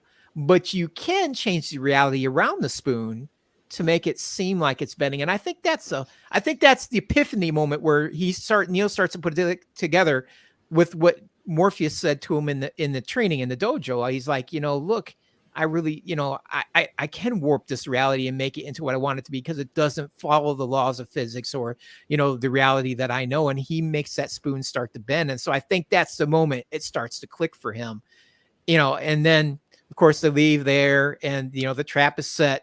And so they kind of get caught, the agents are waiting for him. And I'll tell you what, Morpheus, man, he fights that agent like a boss. He comes out of that wall just screaming, drops on top of him like he's going for broke, man. And he gives the agent, a couple minutes of a good fight, considering that he really knows he can't win. But I thought that was, a really awesome scene for Laurence Fishburne. I thought he just did great in that. It really looked believable. He got his ass kicked in the end, but man, he gave it his all, and I thought it was really cool. And then that brings us up, to Tim, I don't mean to cut you off, but it services the story too, overall, because the whole concept from the jump is that the agents overpower them. Yes, absolutely. And then that brings us up to my comment earlier, where you kind of see the breakdown of Agent Smith a little bit when he's having his little heart-to-heart with Morpheus. And he's like, I can't stand you. You're like cockroaches, and you should just smell yourself. You guys are horrible. And I think that's where you start to see him break down a little bit, where I think maybe his code's breaking down a little bit. And so I think that's kind of telling, and he's really kind of concerned about getting these codes. He's like, look, if I could just get these codes, I can get out of here. And I think he feels the need that he needs to get out of this Matrix part so that, you know, he doesn't degrade any further. It's kind of was my take on it. And then you have Neo, you know, like we got it, you know, because they're all sitting around. He also had that $50 gift certificate to Savage Shield Massage and Spa too laying around too. So that, you know. Yeah, absolutely. Absolutely. I don't know what that refers to, but I'm going to go with it. But I think, you know, they're all sitting around, they're contemplating like, look, we're going to have to pull this out of Morpheus. We're going to have to kill him. You know, we don't have a choice. We can't let the codes for the mainframes, you know, fall into the hands of the agents. And then, you know, Neo's like, no, screw that. I've been thinking about it and I can do this, you know, so we're going to go rescue him. And they're like, are you sure? He's like, yeah, we just need a lot of guns. And I'm like you. And then they get it, you know, they get jacked up into the program. It's like, we need a lot of guns, and all those shelves come flying down. You see all that hardware and you're like, oh, this shit's about to get real. You know, you were pumped. It's like, I'm looking at that. It's just like the Toys R Us for adults there. You're just like, I'll take one of those. I'll take 3 of these, you know. But that's where it gets kind of funny though, bro, because like literally he's like, I'm not the one, all profound and shit, whatnot. And at the same time, he's like, but I know I just know I can do this or whatever. I know it. Or whatever. I may not be the one, but I'm going to be the one that brings it. It's fun. It's I'm not trying to make fun of the movie, but it's funny. Yeah, but it's awesome. You can't help but feel hyped when you see those, like I said, when you see those racks coming in, you're like, yeah, shit's about to get real. Oh, the guns? Fuck yeah, dude. Come on, bro. We're going to turn this thing up to 11. You know, so yeah, it's awesome. No, seriously, I'm telling you right now. Like back in the day when I used to watch Commando, when I was a little kid, if my penis was capable of getting hard, it would have gotten hard during like the Commando breaks into the gun shop scene. That shit was like the highlight clip of my life back in the pre-internet days and shit and whatnot, when they didn't have video clips. That scene when Arnold would go into that gun shop was like heaven to me when I was a kid. That's what I compare that gun scene from The Matrix to in my head. Folks, if you've never seen Commando, you don't know what I'm talking about. You should probably check it out. It's the Arnold classic. So, you know, at this point, right? Basically, if Tim, are you done, Tim? Yeah, I'm done. We're ready to go from there. You know, we got the guns. We're ready to go. I think you're ready to move on. So yeah, let's do Okay, it. sir. I just wanted to make sure. All right. So I want to point out really quick that the movie did win 4 Oscars. Of course, all of them having to do with the actual production of the film, not anything having to do with the acting or anything like that, whatnot. 4 nominations, 4 Oscars, which I did not know until today. So, you know, that actually was surprising to me. I want to go around really quick and throw in like a wild card question. Cyber, what do you think about the budget and the box office spread that we talked about in the beginning of the film? Just to kind of change things up. I think it was 62 million versus 480 box office. Yeah, that's not surprising at all. I mean, anything to talk about it. I mean, that 62 million was pretty common around that time frame, the late 90s. Anything big budget. I mean, look at Titanic. You know, Titanic was around that much too to make. So I thought it would have been more expensive. I did. When I saw the 62, I thought it would have been more. Well, at the time, don't forget there was less visual effects being used versus practical effects. But also because it was the infancy of kind of, technology becoming CGI being more and more common, it wasn't expensive to make because it was still in a lower grade quality. So it wasn't going to be as much. I mean, really, majority of that money probably was for the talent. I mean, between Keanu Reeves and Laurence Fishburne, it was probably a hefty price, for what they probably got for the movies. And then of course, all the other little mid actors got probably pretty good, but 62 million, that I feel that was pretty basic for that time, for definitely this type of film, and it quadrupling it, for its run, its theatrical run. I'm not shocked because it was such a great, fantastic film. So, I mean, that's really good for 1999, almost 500 million compared to today. Like a 500 million film would be the low end tier of a film. So, especially because it's a lot more to make these days. It's 100 million to 200 million to make a film these days. So, I mean, that's 40 million to, 140 million more than it would have been to make this film, 25 years ago. So that really is, if you were to take the numbers from today and put them to that, it would equal what you see today. So it's not surprising to me at all. So would you say to extend that, would you say that if the Matrix had never come out in 1999 and they dropped it now in some form that would be in real time, right, with 2024, that it would do as well financially or whatnot as it did back then? Prior to 2020, yes. After 2020, because of what has gone on the last 4 years, no.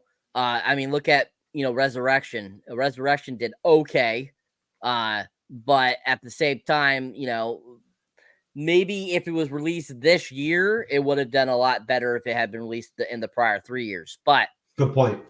But I mean, movies are coming back, as you see. I mean, this year, a lot of films have been doing a lot better financially. Between Godzilla X Kong and the new Planet of the Apes film, both of those are on. They're both marching up the screen very well. So yeah, I think if it was released in 2024, you would see the same numbers you did in 1999. Okay, same question to you, Tim. What I basically just laid out to Cyber. What are your thoughts on that whole scope? In terms of how the film would fare now, right? And the budget, the box office.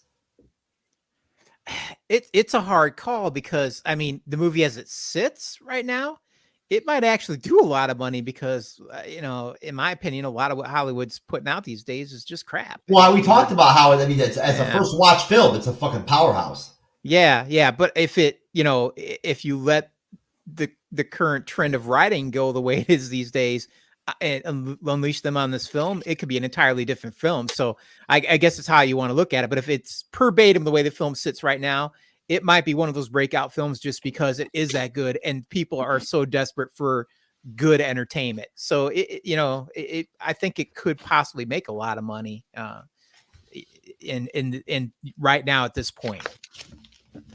Okay. And what do you think about that budget? That's $2 million. Does that surprise you? Were you a little shocked that it was a little bit more? It was a little bit more for the Matrix? I don't think so. I would say though these days it might actually be cheaper to make because the effects have come so far compared to what they were doing then. Like a lot of what they did then, you could do so much cheaper now. So the budget might actually be less. It might cost less to do that, but it probably costs you more in actors at this point. I don't know. Yeah. When you take into consideration the time jump and everything and whatnot, inflation and all that and whatnot, I get where you're going. I do. Yeah. And honestly, it is. I mean, it's interesting, to think about what would happen if a movie like The Matrix came out nowadays in 2024, how it would fare. But what do you think, Andre? Same question to you. What do you think about the budget, how much money the movie made in 99, and then this concept of what if they dropped it now, if they never had been The Matrix before 99? So if it's like the quality of the film we got back in 1999, it would still perform well. But the reason that it was successful, it's something you guys haven't brought up, is the marketing. That's something we need to bring up. The reason that there was a hype for this film, the reason it did so well was because the marketing that Warner Brothers did was so spectacular. This was the early signs of online marketing. Something we saw, in a couple of films. They build up the hype. What is the Matrix? And back then, when computers are now getting into everyone's houses, that's how Warner Brothers market the film. And one of my issues right now, currently in the movie theaters of today, is the marketing. Because sometimes can be successful, like Godzilla Con. I mean, the reason that did well was because we were coming out from Godzilla Minus One, a great Godzilla film, and it was a big like kaiju year. So like obviously Godzilla and Kong was the next kaiju film, so it did well because it was coming from a very successful Oscar winner film. And Kingdom of the Planet of the Apes, as Saber brought up, that one is a very consistent franchise that's been so good since the reboot of Any Circus, and it delivered good quality film that people are looking for. So and it's the marketing for Godzilla and Kong and Planet of the Apes were so good. If you don't have a good marketing like the Fallout, which didn't do well at the box office, then you're not doing your job right. And that's I think Warner Brothers did a really good job of marketing The Matrix back in 1989 to hype the people why this movie is so important and why you want to see it in theaters. And that's something that I think studios sometimes don't do well when you do. Word of mouth would have been more prevalent and more pivotal back then. Yeah. Right, with the film in the box office. But I think it's important just to close this out to mention that honestly, Cyber, Tim, Andres, when you look where we're at, like you said, Cyber, with films right now, when you look at Oppenheimer, Barbie, right, these films that have done well that are not Marvel movies, that are not superhero films, right, and Doom 2, right, how there's been sort of a lack of really good films that aren't superhero films. When you take that into consideration even more, it makes you wonder, holy shit, if the Matrix was dropped right now, it would really be a game changer. It just is an alternative to what we're used to seeing right now lately. But either way, in terms of the actual film and where we're at with the film, we're coming off the scene where Morpheus gets his ass beat by Agent Smith, right? And essentially. Oh, you know what? Sorry about that. My laptop died on me. And my outline was on it. Anyways, so from there, we get the rescue mission. And we get the gun scene, and we get Trinity, and we get, obviously Neo on point, showing up at, the secure government facility, right, where they have Morpheus, being interrogated. And we get what for then back in 99 was probably almost like a classic trend setting sort of action scene, right? That's very long, where we see Trinity and Neo enter the building, detonate an explosive, a bomb, to start off, right? I believe in the elevator hatch, right? Don't they blow up the elevator hatch? Yes. To basically degrade the building to begin with. And then we get this extended shooting scene where the choreography is great with the body movements of Trinity and Neo, along with their handling of the guns. I would love to see some of the footage of them doing their gun training, right, for the Matrix. But fighting the police, and also agents, they're also that are flipping in and out, that are slipping in and out, and whatnot, taking over, Matrix people, Matrix cops and shit and whatnot. Great scene, watching them shoot each other up and all that and whatnot. A lot of guns being used. I think Neo, at one point, he has an M16. Or an assault rifle. Then he switches over to what are they called? Uzis. He has the old school Uzis, right? And then he goes over to those pistols that can shoot automatic, like Face Off. The full automatic pistols, handguns. I love them bitches. We see some great hand-to-hand combat scenes with Trinity in that too, right? She is the hand-to-hand combat specialist in the film. She is the best. And so, we get this really good scene where essentially they fight their way in to the complex, right? And there's 3 agents at the, in the building, whatnot, and everything, essentially interrogating and guarding Morpheus. And so they have to contend with these agents. And basically, as they move further into the building, and they extend this, this kidnap scene, or this saving Morpheus scene, basically, what we end up happening is, sorry, I got lost there, folks, but I actually lost my outline. I had to go back onto my other laptop to pull it up. So basically, what ends up happening is when they actually escalate, move their way up to the building to get to Morpheus. After Morpheus and Trinity safely, exit the Matrix, Smith ambushes and appears to kill Neo. Right? When Neo actually tries to take on the agents. While at the same time, a group of the Sentinels, the little boring machines, attack the Nebuchadnezzar. Trinity confesses her love to Neo, or for Neo, and says the Oracle told her that she would fall in love with the One. And at that point, Neo revives from death, right? With his newfound, abilities and whatnot and powers. Preceding that, we do see them board a helicopter, right? Trinity downloads her ability to actually fly it and all that shit and whatnot. Neo takes over the minigun, which actually they had a real minigun on the chopper for the scene where they actually, save Morpheus. And it's a great scene. Watching the bullets being shot from the minigun from the helicopter into the building, right? With the water running down and whatnot, everything from the sprinklers of the building from the explosion. When the agents take on, Neo, as I explained, he essentially dies. He comes back to life. But when he comes back to life, he actually kind of sort of figures it out finally and becomes the One, right? And, at that point, he has the ability now to perceive and sort of control the Matrix.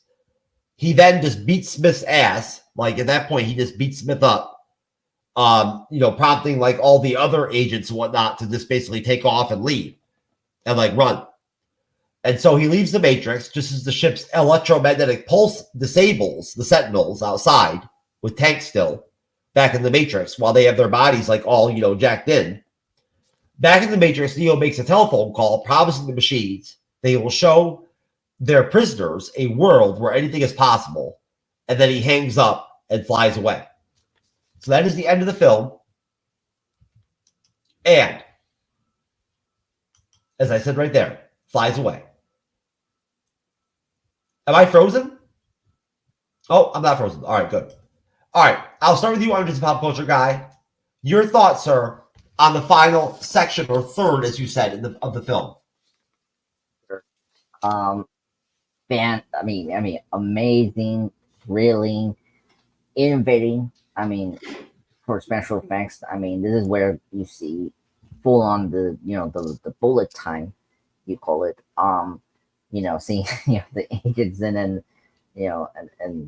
Harrison, Neo, doing these moves is crazy. It was so innovative. It got so popular. Every movie, or every show and movie, copy it or / parry it. Scary Movie parried the bullet time, and even the Very. This is a show that I was watching when I was growing up. The Very Odd Parents parody the bullet time when Neo had to does the move. Whoa, the bullets going after him is so iconic. It was always funny, when everyone parries that scene. It's just oh my god, yeah, the Matrix is badass, and oh my god, it's always funny when one of the best reactions from an extra when the guard asks Neo, remove all your, Cersei, the amp that are metal. And when he pulls out his coat with the guns, he's like, "Holy shit!" And then he pushes him, and they're like, guns blazing. I mean, that hallway, gun shooting is one of my favorite gun shootings ever. After maybe Hard Boil, one of the best. I mean, the action carving there is so amazing. The music, it's so spectacular when Trinity and Nero are trying to get rid of these guards and killing them left to right. It's just like, oh my god, bombastic. And you guys brought up the scene where Agent Smith is interrogating Morbius for getting him the code for was it the person to get the Zion. Thank you, Zion, and that's probably Hugo Weaving's best performance when he's like, "Give me the code. I want to get out of here." He's like, he started to act like more human, which is crazy. He was like, he's so desperate to get the codes. I don't think he's like getting corrupted or like getting out of the system. I think he's just you see him throughout the film being very calculating and very robotic, and that moment when he's interrogated, he started to become more human. He's displaying a lot of these like human attributes of like desperation, all that, because he's trying to get the the codes of Zion, and because there's been so many years trying to fight these the resistance, right? So very intriguing that scene, and honestly, after they rescue Morbius after that, and then you get the iconic thing of Neo finding them and trying to escape them. It's so thrilling. That part I barely remember it, so it was very cool to see that full on. And I was shocked when Agent Smith like came around the corner and shoot him. I was like, oh my god, they kill him. I was like, whoa. And then all of a sudden he's alive and he's part of the Matrix. It was so badass. It's almost like uplifting, and he's now in control, and you see him in we don't see it, like he see in his eyes, he sees the Matrix, which is so cool. And then of course was it Trinity confesses her love, which is kind of expected. That's the weak part of the film. I do agree, like the whole romance between Trinity and Nero is so weak. I never really cared for that throughout the trilogy, and I haven't seen the fourth one either, so I don't know where they took that relationship. I mean, they're great actors, but I don't know. It's very weak for this film, but whatever. What are you gonna do? They became poly in Matrix 4. They're polygamous. Oh my god. Okay. Hey, Blizzard Chill, welcome. Reviewing the Matrix. Just wrapping up.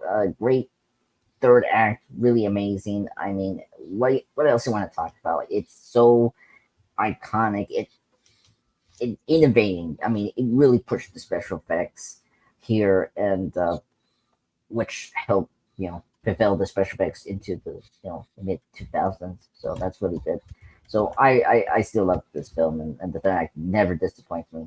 It's so thrilling. So that's where I'm at. Good to know, sir. I'm glad that's where you're at. Cyberneticshark, sir, your thoughts, sir, on that third of the film.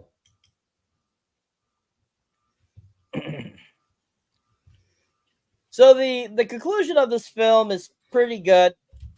It's a solid, ending to an already awesome film. We get a lot of action when Trinity and Neo go in and start kicking butt at the bottom of the building to go save Morpheus is really awesome. That's when we really got some really great CGI going on there. We've seen Neo and Trinity do some great kung fu fight sequence and stuff like that.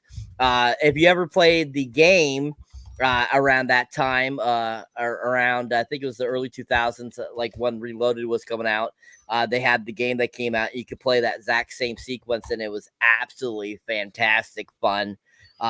and enhanced that whole concept of how that whole scene went down. It was so much fun. And but yeah, really solid, section there leading up to them, rescuing Morpheus with a helicopter, them taking out the agents with the giant machine gun, which was really awesome.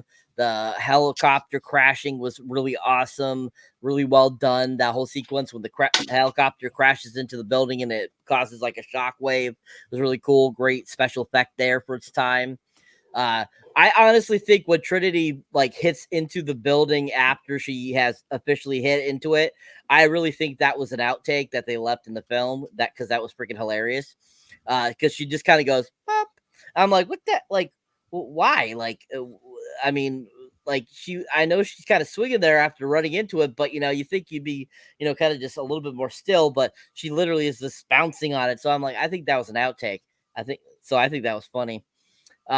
But literally he pulls her up and stuff like that, and then they start running and try to get out of there. They end up at that, she ends up getting taken back out, and Morpheus, and Neo then fights Agent Smith in that subway. We get that really great fight sequence there, and then Neo, basically runs. He tries to make his way to another telephone. He ends up getting shot several times, and it was kind of like overkill. I was kind of like, after Agent Smith kept shooting, I was kind of like, dude, I think a couple bullets would have been good enough there, sir. I don't know why you think you had to empty the clip into him. And he kind of slips over, and you think he's dead, and like on the other side, it's like, oh, he's dead, and then of course Trinity finally shares her secret about what the Oracle told her, that she would fall in love with the One. And he comes back to life and is now fully the One, sees everything like the Matrix itself, the computer screening, which, by the way, that Chinese writing that they use for it is actually from a sushi menu. That's what they got it from. It's actually a sushi menu that is coming down, and all those little green little squirts there you're saying. That's what they actually used for that. So that's actually Japanese that you're reading there, if you can read Japanese, or yeah. So it's actually from a sushi menu. That was actually a fun thing if you watch the making or read it all. You don't know. Well, yeah, the two. Anyways, but so sometimes, sir, you just crack yourself up, don't you? Anyways, I apologize, sir. Illiteracy is funny to me. Okay. Anyways, so yeah, he's become the One. He takes out Agent Smith, makes him explode from the inside out.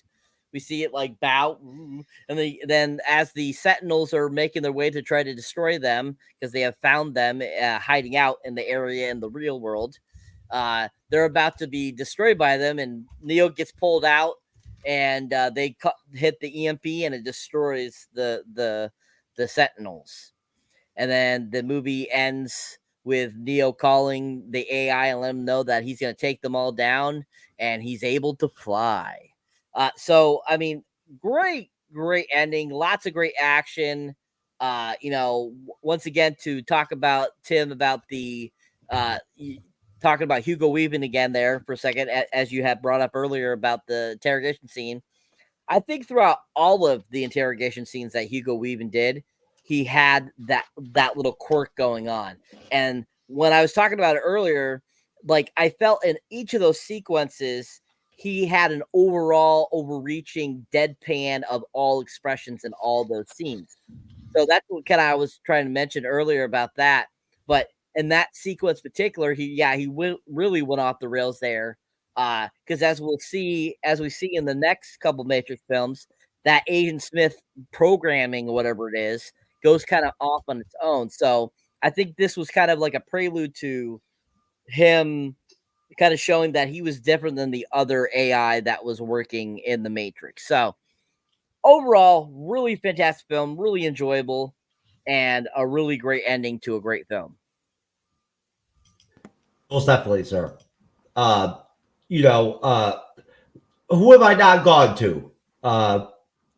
I believe it would be me, Jedi Jesus. Would be you, Tim? I apologize, sir. I'm starting to become slightly intoxicated. So, you have to bear with me. That's all right. It's all right. So I have to say, this is one of my all-time favorite just gunfight scenes ever. I mean, again, like we said, with the racks coming in, it's about to go down, and it doesn't disappoint. And it has some of my favorite guns. I mean, it starts off, and I don't know about you guys, but most films I watch, you know what, Tim? I forgot. There's one more. He uses a 12-gauge shotgun too, doesn't he?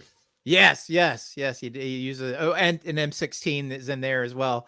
But anytime I watch a film, you always got people that are running through, and their gun runs out of ammo and they don't pick up new guns, and it drives me crazy. This is the first time ever in a movie where I just see somebody dropping guns and I'm all right with it, because you see him come through that metal detector. Guy's like, hey, you got any metal on you? And he opens up that jacket. The guy's like, holy shit. It's just like, it's awesome. And he pulls out those, the two MP5s, which are two of my favorite guns of all time, and just starts laying waste to everything around him.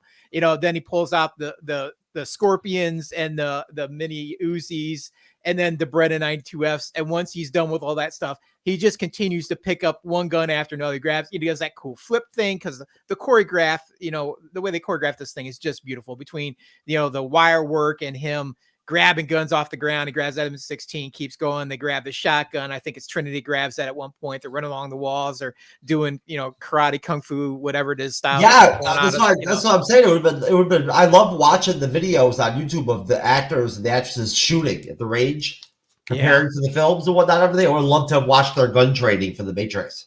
Yeah, I'm sure it was fantastic. But I mean, you just get to the end of this, and it's just, the whole place is just laid waste too. I mean, it's just nothing but rubble and dead bodies everywhere. And then how do you top that? What's the cherry on top? They get in the elevator, they open up that bag. You're expecting them to pull out more guns and reload. Nope, it's just a giant C4 bomb. It's like, let's just blow the elevator shaft out, blow the whole bottom of this little building out. Let's send the message, and we're going to keep going from there. And it's fantastic.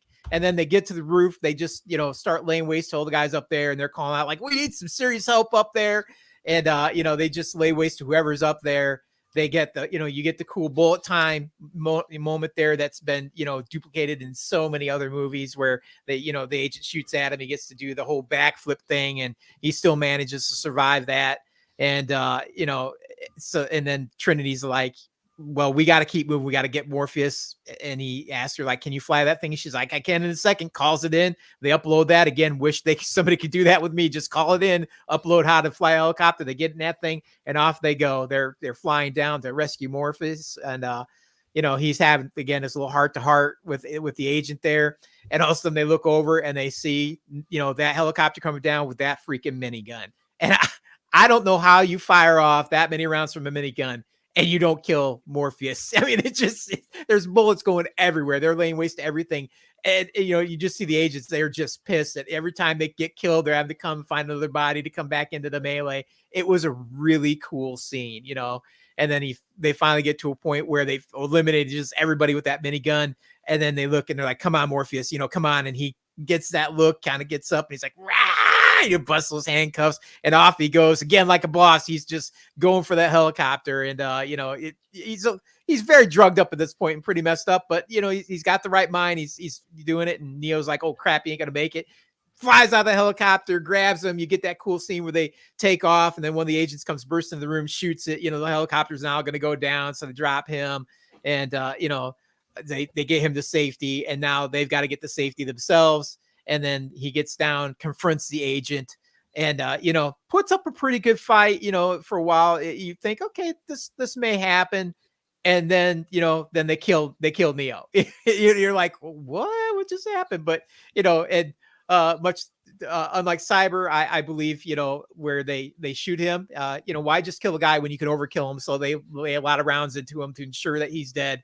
And it didn't take. And why didn't it take? Because they do the reverse Snow White scenario. The princess comes and kisses the prince, brings him back to life. And he's like, you know what? I'm going to mess some stuff up now. And the agents are like, what the hell? And he just rips into Agent Smith and just tears him up from the inside out. And nobody's seen that coming. I mean, at least I did. And had no idea he was going to literally jump into his body and just tear him apart from the inside out. And you see those other two agents are like, oh, hell no, I'm out.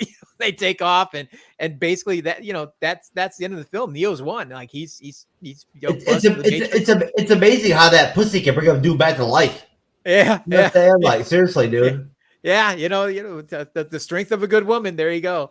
But yeah, it's a cool way to end it. I mean, he's seeing now the Matrix for what it is. He's seeing it in code himself, and he knows how to manipulate it, and they know he knows how to manipulate it, and they're terrified. So I think it's just such an awesome ending to that whole fight scene that you don't really see coming.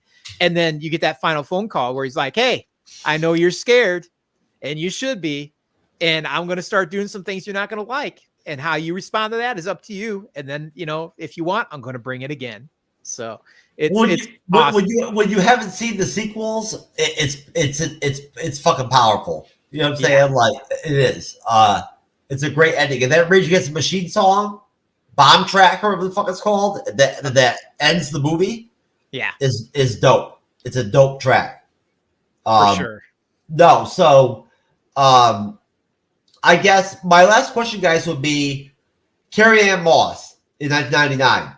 Not today, although she still was pretty damn good today. I bang her. Carrie-Anne Moss, 1999. Totally fucking smoking hot, right? In the Matrix, like totally bangable. Give me a thumbs up. No doubt. All participants. I mean, give me 2 lightsabers up, bitch. You got them. I mean, Cyber's got the green screen going. Her titties are looking nice, right? You know what I'm saying? They got them all perky and everything going out. They're poking out. I like it. It's very good. Carrie-Anne Moss, maybe she had a good run there for a year or two, She was pretty popular. It's the eyes. Now she's in The Acolyte. Which we think might be rough, folks. Could be rough. Anyways, folks, ratings time. It's going to be. Stop it, sir. Be optimistic. It's Star Wars. You never know. Fuck that. That's okay, sir. If it's garbage, we'll just make fun of it. Like we did with Willow. It will be the same shit. It'll be fine. It'll be great. I think it's going to be worse than Willow. We'll see. We'll talk about that. That'll be the conversation for us to have during the episodes in the private chat. We can compare Willow to the Acolyte. Yeah, Tim, you should definitely sign up for the Acolyte, bro. As you can tell. I'm not sure I can bring myself to watch it.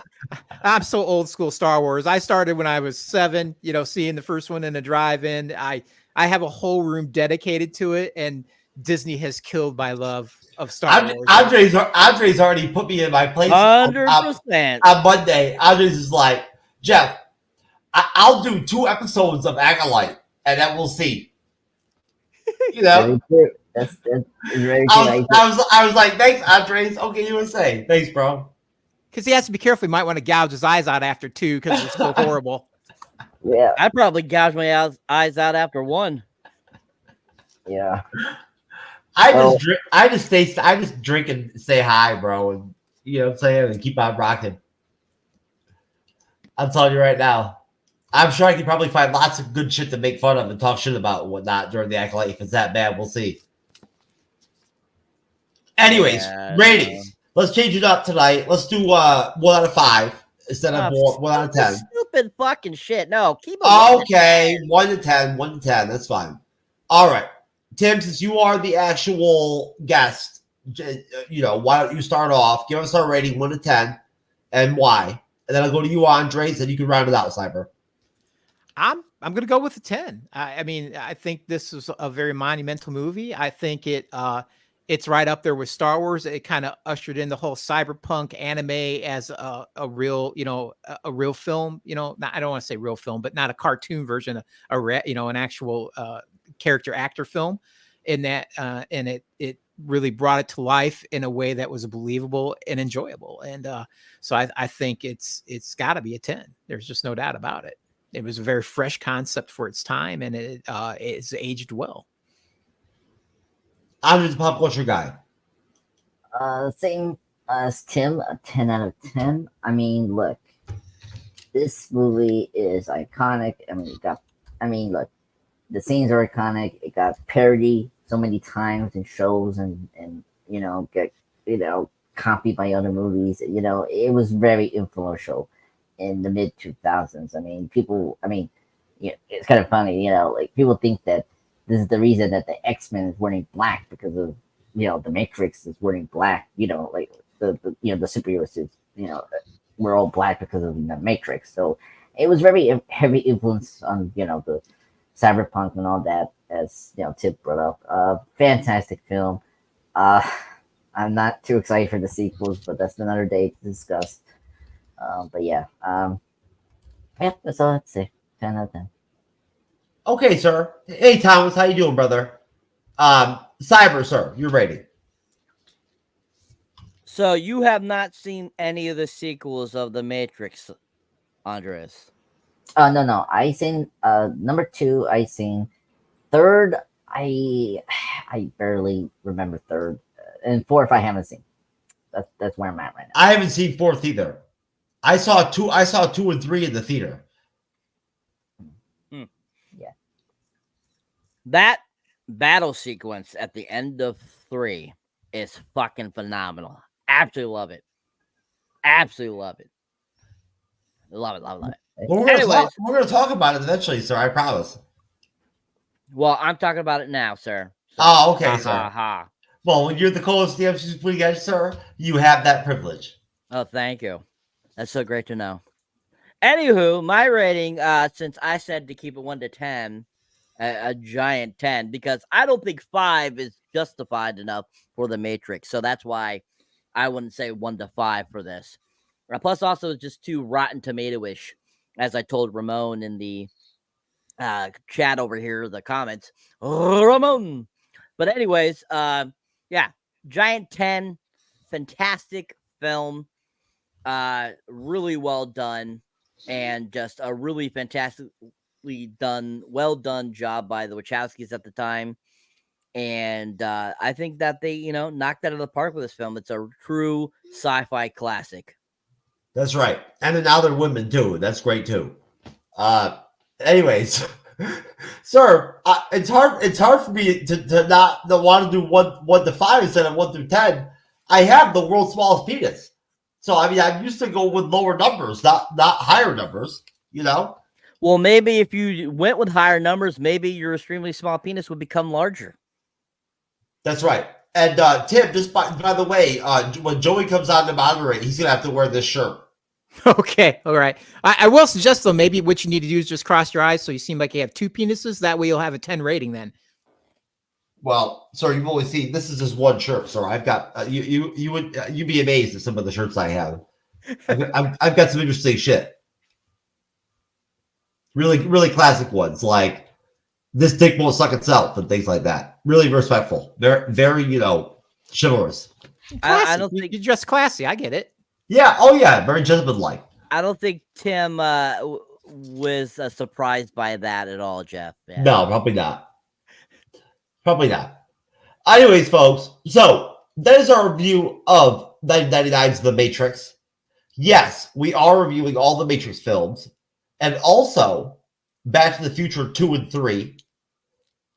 Our next movie review is next Wednesday, Back to the Future 2.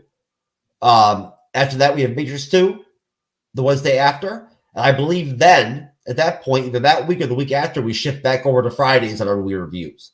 In the meantime, this Friday, we have Fallout episodes 5 and 6 to review live, 9:35 p.m. Eastern, 6:55 p.m. Pacific. Monday night, next week, Irish and Pop Culture Guy will be doing the MCU'S Bleeding Edge report, 10 p.m. Eastern, 7 p.m. Pacific. Thank you to Tim for coming on. We appreciate you, brother. Thank you to Simon. Thank you to Andres for being on the panel. Thank you to the Bearded Lady for inspiring me and motivating me every show. Yes, our plugs is plug time. Thank you to Raymond from Booze and Chill for stopping by. Thank you to Thomas. Matrix also got BDSM into the mainstream. Okay. Thanks to the Matrix horns, goth kids were free to roam in intensely tight black spandex. Okay. There you go, Raymond. Most definitely. All right, folks. Now we're going to do our plugs. We will start off, of course, with Tim over at ma'am reviews. And we'll start off with this podcast. Oh, thank you so much. So yes, I am from the Middle Age Movie Reviews podcast. We do a podcast based off the book 1001 Movies You Should Watch Before You Die. This week we are dropping Forbidden Planet. So any of you old sci-fi buffs that want to check that out, it'll be out. And you can catch that on Spotify, Apple Podcasts, Podchaser, and YouTube. You can find our episodes and posts on Facebook and Instagram at Man Reviews, as well as episodes and posts news on X, formerly known as Twitter. And that is the YouTube channel, by the way. That is, yes. There you go. And we just dropped ET last week. So if you want to watch things about little aliens, go check that one out. Hell yeah. I fucking hate ET. I can't stand that stupid looking motherfucker. That's why he cries. Why are you jealous? Because he has a bigger dick than you? He's just fucking stupid looking, dude. ET is fucking stupid. It's because he can make his finger glow and it makes him jealous. I'm embarrassed. Reese's Pieces. I'm embarrassed that when I was a little kid, I liked ET. I'm embarrassed. Why are you fucking embarrassed about liking ET, you fucking moron? So embarrassing. I like ET. Anyway, sir. Cyberneticshark, sir. Compared to White Beach's small penis. Cyberneticshark, sir. How are you doing over at Cyberneticshark's YouTube channel? All right, guys. So if you have been enjoying me here on the MCU's Bleeding Edge as co-host or, on the panel or moderating, you can go check out my solo content. You can find it on YouTube, X, Instagram, Facebook, TikTok, Threads, pretty much any social media platform, Patreon as well. I see my most recent release there was the trailer reaction to the second Joker film that'll be coming out in October. And then, of course, I have my Dune Part 2 review up there if you have not seen that as well. I'll be doing some shorts for you guys here soon. For the new Planet of the Apes, I'll be having one for you tomorrow, along with a couple other movies I recently watched. I'll be dropping my Planet of the Apes reviews here soon for you guys.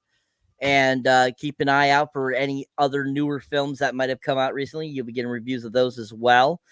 Keep an eye out for the Fall Guy review. So that was a fantastic film if you have not seen it. It truly is a great love letter to the stunt people out there who don't get enough recognition for how awesome they are. David Leitch, being a former stuntman himself, turned director, is amazing. Cyber, thumbnail's looking good, sir. And I don't make those. They post that themselves. Anyways, thank you though for the compliment. But you're welcome, sir. I don't do anything there. My thumbnails are actually on my reviews, not on the mini reviews.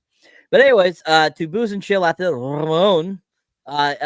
Small dick energy is what small dick energy is, sir. So it's all good. It's all good. We all here over the Bleeding Edge have small dick energy, so we're good. Anyways, if you haven't checked out my stuff, definitely check it out, people. Fun stuff. Subscribe if you like. Give a like, give a comment. All of it's good. And then help Mr. Andreas get to his 1,000 mark, please. Thank you. Sorry, I got thrown off when we were talking about small dick energy and whatnot. Everything I wanted to get in the conversation since I'm the spokesperson of the actual group. That is true. I would probably want you guys, sir. Yeah. So hello everyone, guys. This is the Dr. Guy. Yeah. So thank you so much for joining us for the Matrix review, and thank you, Tim. It was great to see you again, buddy.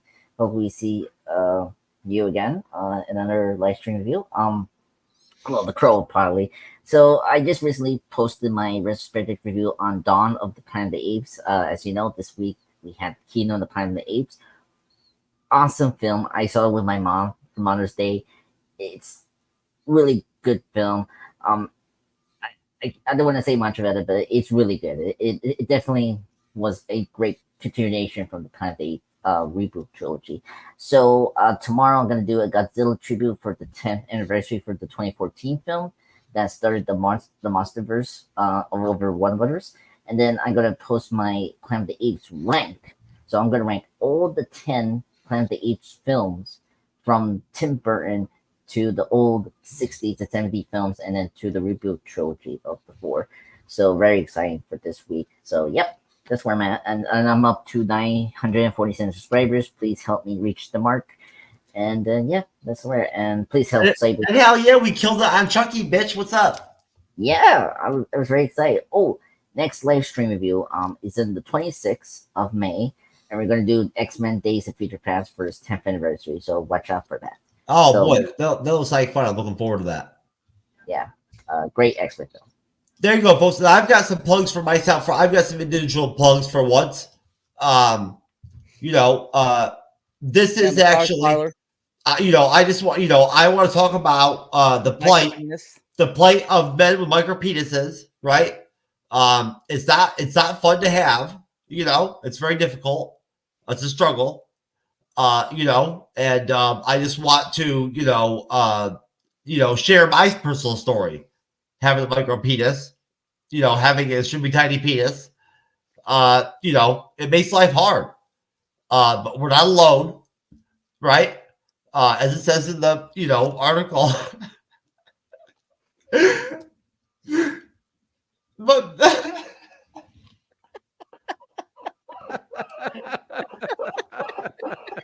what? Yeah, you read through it, guys. You get the point, folks. Apparently.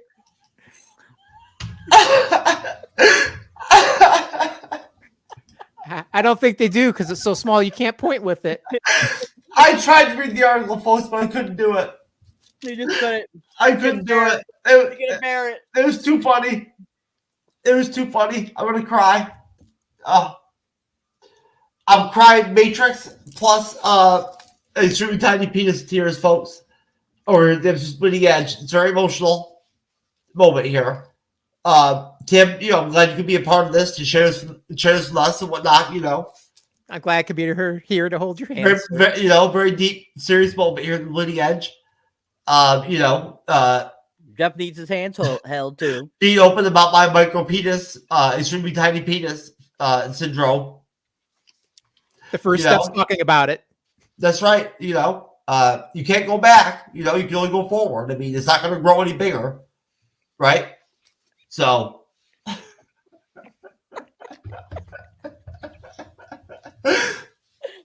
You got it. Something what you're working with, bro.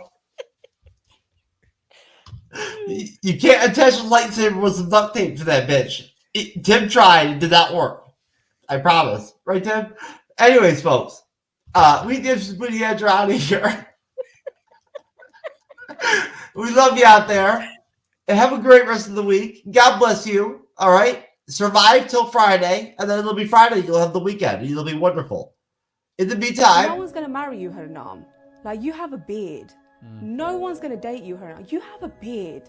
No one's going to be your boyfriend, Haranam. You have a beard. You are not a preference to a lot of men. And then I'll get like really feminine men message me, but that's not who I'm attracted to. Hannah, I like really masculine men because I am very soft. I'm so different to what you see like on TV. On TV. I've never seen you on TV. Probably not. But no, generally you'll see, oh, she's strong. She's, what.